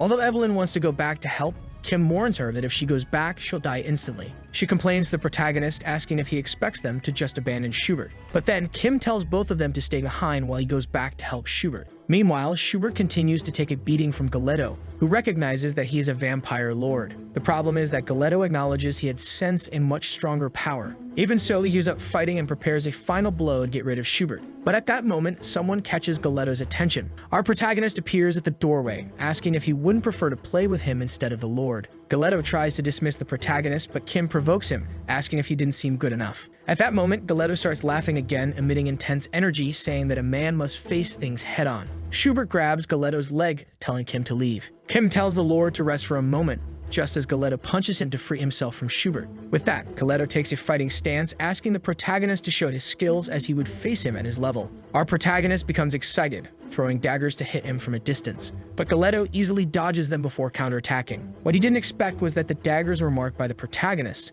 allowing them to explode beside him. Kim realizes that wouldn't be enough to hurt him and charges at Galetto. However, as he approaches, he sees Galetto's fist heading toward his face. Our protagonist manages to dodge at the last second, realizing that Galetto had anticipated his move. Taking advantage of Galetto's attack, Kim lands a strike to his neck, trying to knock him out. The problem is that it's not enough, forcing Kim to use his sword to defend himself from the soldier's blow. Kim pulls out a pouch and pours a liquid over himself, allowing the protagonist to incinerate Galetto entirely with the help of the liquid. Then the protagonist mentions that it was a bag of oil produced by mages, which is much more flammable than regular oil. Despite thinking that this would finish the soldier, Galetto's hand emerges from the flames, grabbing Kim by the neck. Galetto walks out of the fire, saying it was the first time he had experienced such a fight. He punches Kim in the chest, causing significant damage. The soldier tells Kim to keep things interesting for a little longer. Our protagonist recognizes the damage from that blow as he notices an HP alert below 50%. Although he knew there was no way to win that fight, Kim insisted on it because he knew that Galetto never kills players.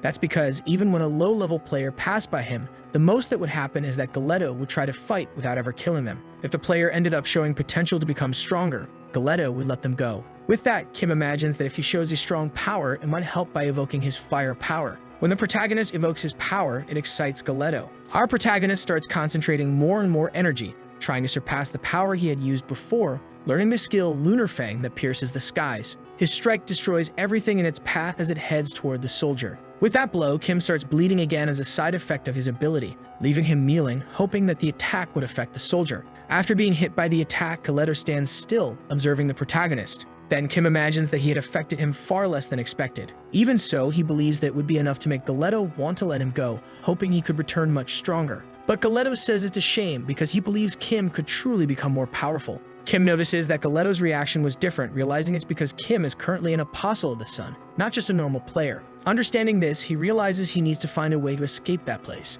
At that moment, his chest burns again, causing Kim to cough up blood, which ends up flowing towards Schubert. After absorbing a lot of Kim's blood, the Lord starts being covered by intense energy. Our protagonist realizes that this was blood magic, while Galeto turns to the Lord again, wondering what would happen. Schubert rises with a strong aura, transforming into an animal form. With that, Schubert transforms into a golden wolf. Meanwhile, Sepia hears Schubert's howl and becomes worried about them. Evelyn recognizes that this howl was much stronger than that of a regular werewolf. The problem is that Evelyn notices that werewolves were gathering near the house. A group of werewolves surrounds the house and charges at Galeto, but this only excites him further as he faces the werewolves, saying things were getting more interesting. He throws one werewolf against another, taking out two in a single blow. Our protagonist realizes that Schubert was both a vampire lord and a lycanthrope. This explains to him why Schubert had so much trouble with his lack of control, while Galeto takes care of the werewolves summoned by the Lord. When Kim thinks about fleeing, one of the werewolves charges at him, but a strike hits the werewolf, saving the protagonist. At that moment, he realizes it was thanks to Evelyn, who tells him to pull himself together. Evelyn extends her hand, saying that the werewolves could sense the shadow disguise she was using. Kim asks about their companions, and Evelyn explains that she used a spell to protect them. The witch asked about Schubert, and Kim explains that he seems to have gone mad because of his blood. Then, a werewolf falls in front of them, startling Evelyn. Meanwhile, Galeto remains excited, fighting the werewolves and saying he can't see an end to it. Because of this, he uses an ability, stomping on the ground and preparing a strike against it. His attack completely destroys the ground, hitting the nearby werewolves and getting rid of all of them. With that, he feels calmer after finishing off the werewolves. But then he notices that Schubert was still standing, watching him. Galeto realizes that if he doesn't take things seriously, he might end up in trouble, prompting him to prepare for a fight with Schubert. The soldier charges at the Lord, who blocks his blow, grabbing the soldier's fist. Schubert stares at Galeto, who becomes excited, saying that this would be a real fight. However, at that moment, Schubert strikes him directly with his claws, making Galeto even more thrilled. Suddenly, Galeto is thrown out of the house, managing to land on the ground a few meters away. He acknowledges that he was too careless in this fight, realizing it was the first time he faced such a powerful monster. The Lord charges at Galeto, trying to strike him with his claws again, while the soldier defends himself from the attacks. Schubert continues attacking Galeto, who keeps defending. As he prepares another attack, the soldier finds an opening to grab Schubert, planning to counter. With that, Galeto manages to suplex the Lord, finally knocking him down. Even so, Schubert grabs Galeto's wrist, impressing him as he watches the werewolf rise again in front of him. At that moment, Schubert lands a blow that knocks Galeto to the ground. The Lord remains out of control, watching the protagonist's group as they try to flee from him. Kim realizes that this is the strength of one of the members of the Seven Stars, understanding why Schubert was concerned about his lack of control. At that moment, with Schubert transformed and out of control, not even his allies would be safe. Evelyn wonders what they should do, seeing that Schubert was staring at them. Our protagonist remembers that Schubert's speed is so superior that they wouldn't be able to escape, saying they must find a way to quench the Lord's bloodlust. Sepia becomes worried, knowing that Schubert seems strange. As they turn, they see Schubert holding his head in pain before letting out a loud scream. Kim recognizes that the Lord was trying to regain his sanity. Once again, Kim's chest starts to burn, worrying Evelyn.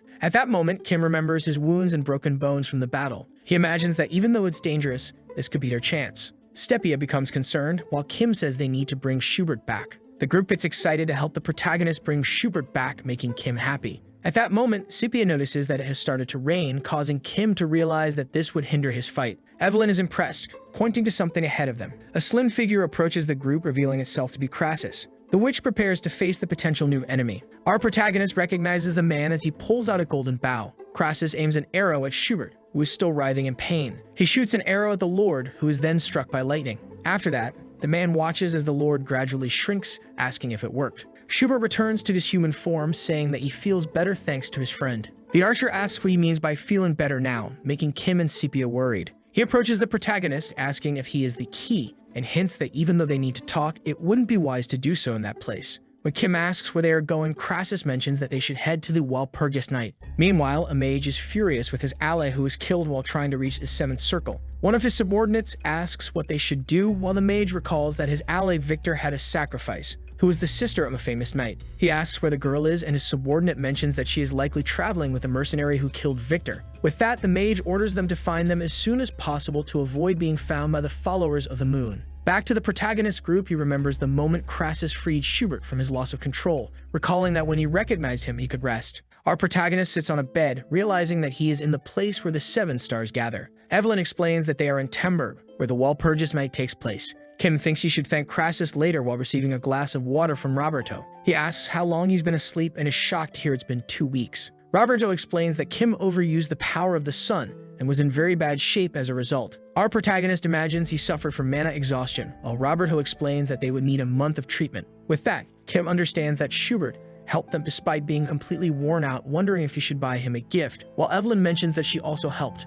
Even so, the protagonist remembers that Crassus is a member of the pentagram who burned the world tree. It turns out that he burned the world tree, stripping the elves, who were considered the strongest race, of their power, making him the mortal enemy of the elves. This information makes him realize that even though they were saved by him, they still couldn't fully trust Crassus. At that moment, Kim becomes worried about Scipia, who wasn't there. Evelyn explains that she stepped out for a moment due to her treatment, making Kim even more concerned. He checks his information window to ensure that she is at least nearby. With that, he notices that Scipia reached level 150, leaving him impressed. Our protagonist becomes curious as to how she reached level 150 in just 2 weeks. This takes us back 2 weeks, with Evelyn arriving in Temburg with a group. Scipia asks if that's where the Walpurgis Night takes place, and Evelyn confirms, saying that the entire mountain is Temburg. Crassus warns them not to let their guard down yet, as they're not there to have fun while carrying Kim. At that moment, Scipia thanks him for saving them, and Crassus asks if she's the girl Rudens had mentioned. The problem is that Scipia feels guilty for not being useful in that fight, making her ask Crassus to teach her how to become stronger. With that, Crassus asks why he should go out of his way to fulfill her request. Even so, he mentions that she shouldn't blame herself too much because no matter how strong she could become, it would still be pointless.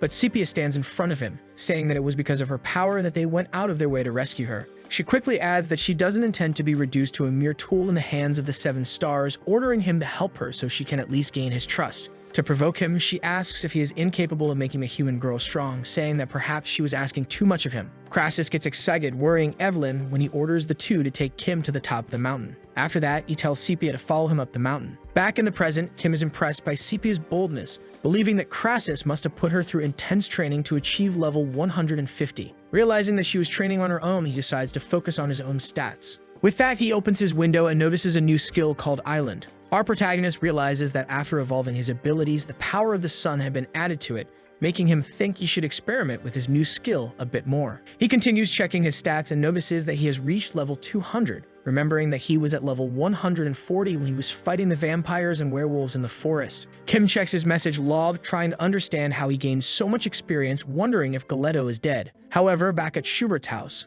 Galetto is buried under snow. Eventually, he awakens, fully recovered, but with a headache. Next to him lies a necklace, which he recognizes as an artifact from the saint that had prevented him from dying. At that moment, he remembers the moment he was defeated by Schubert, feeling excited. He begins laughing hysterically, saying that for the first time in his life, he had lost a fight. Galetto remembers Schubert, saying he eagerly awaits their next encounter, as he will make sure to kill him next time.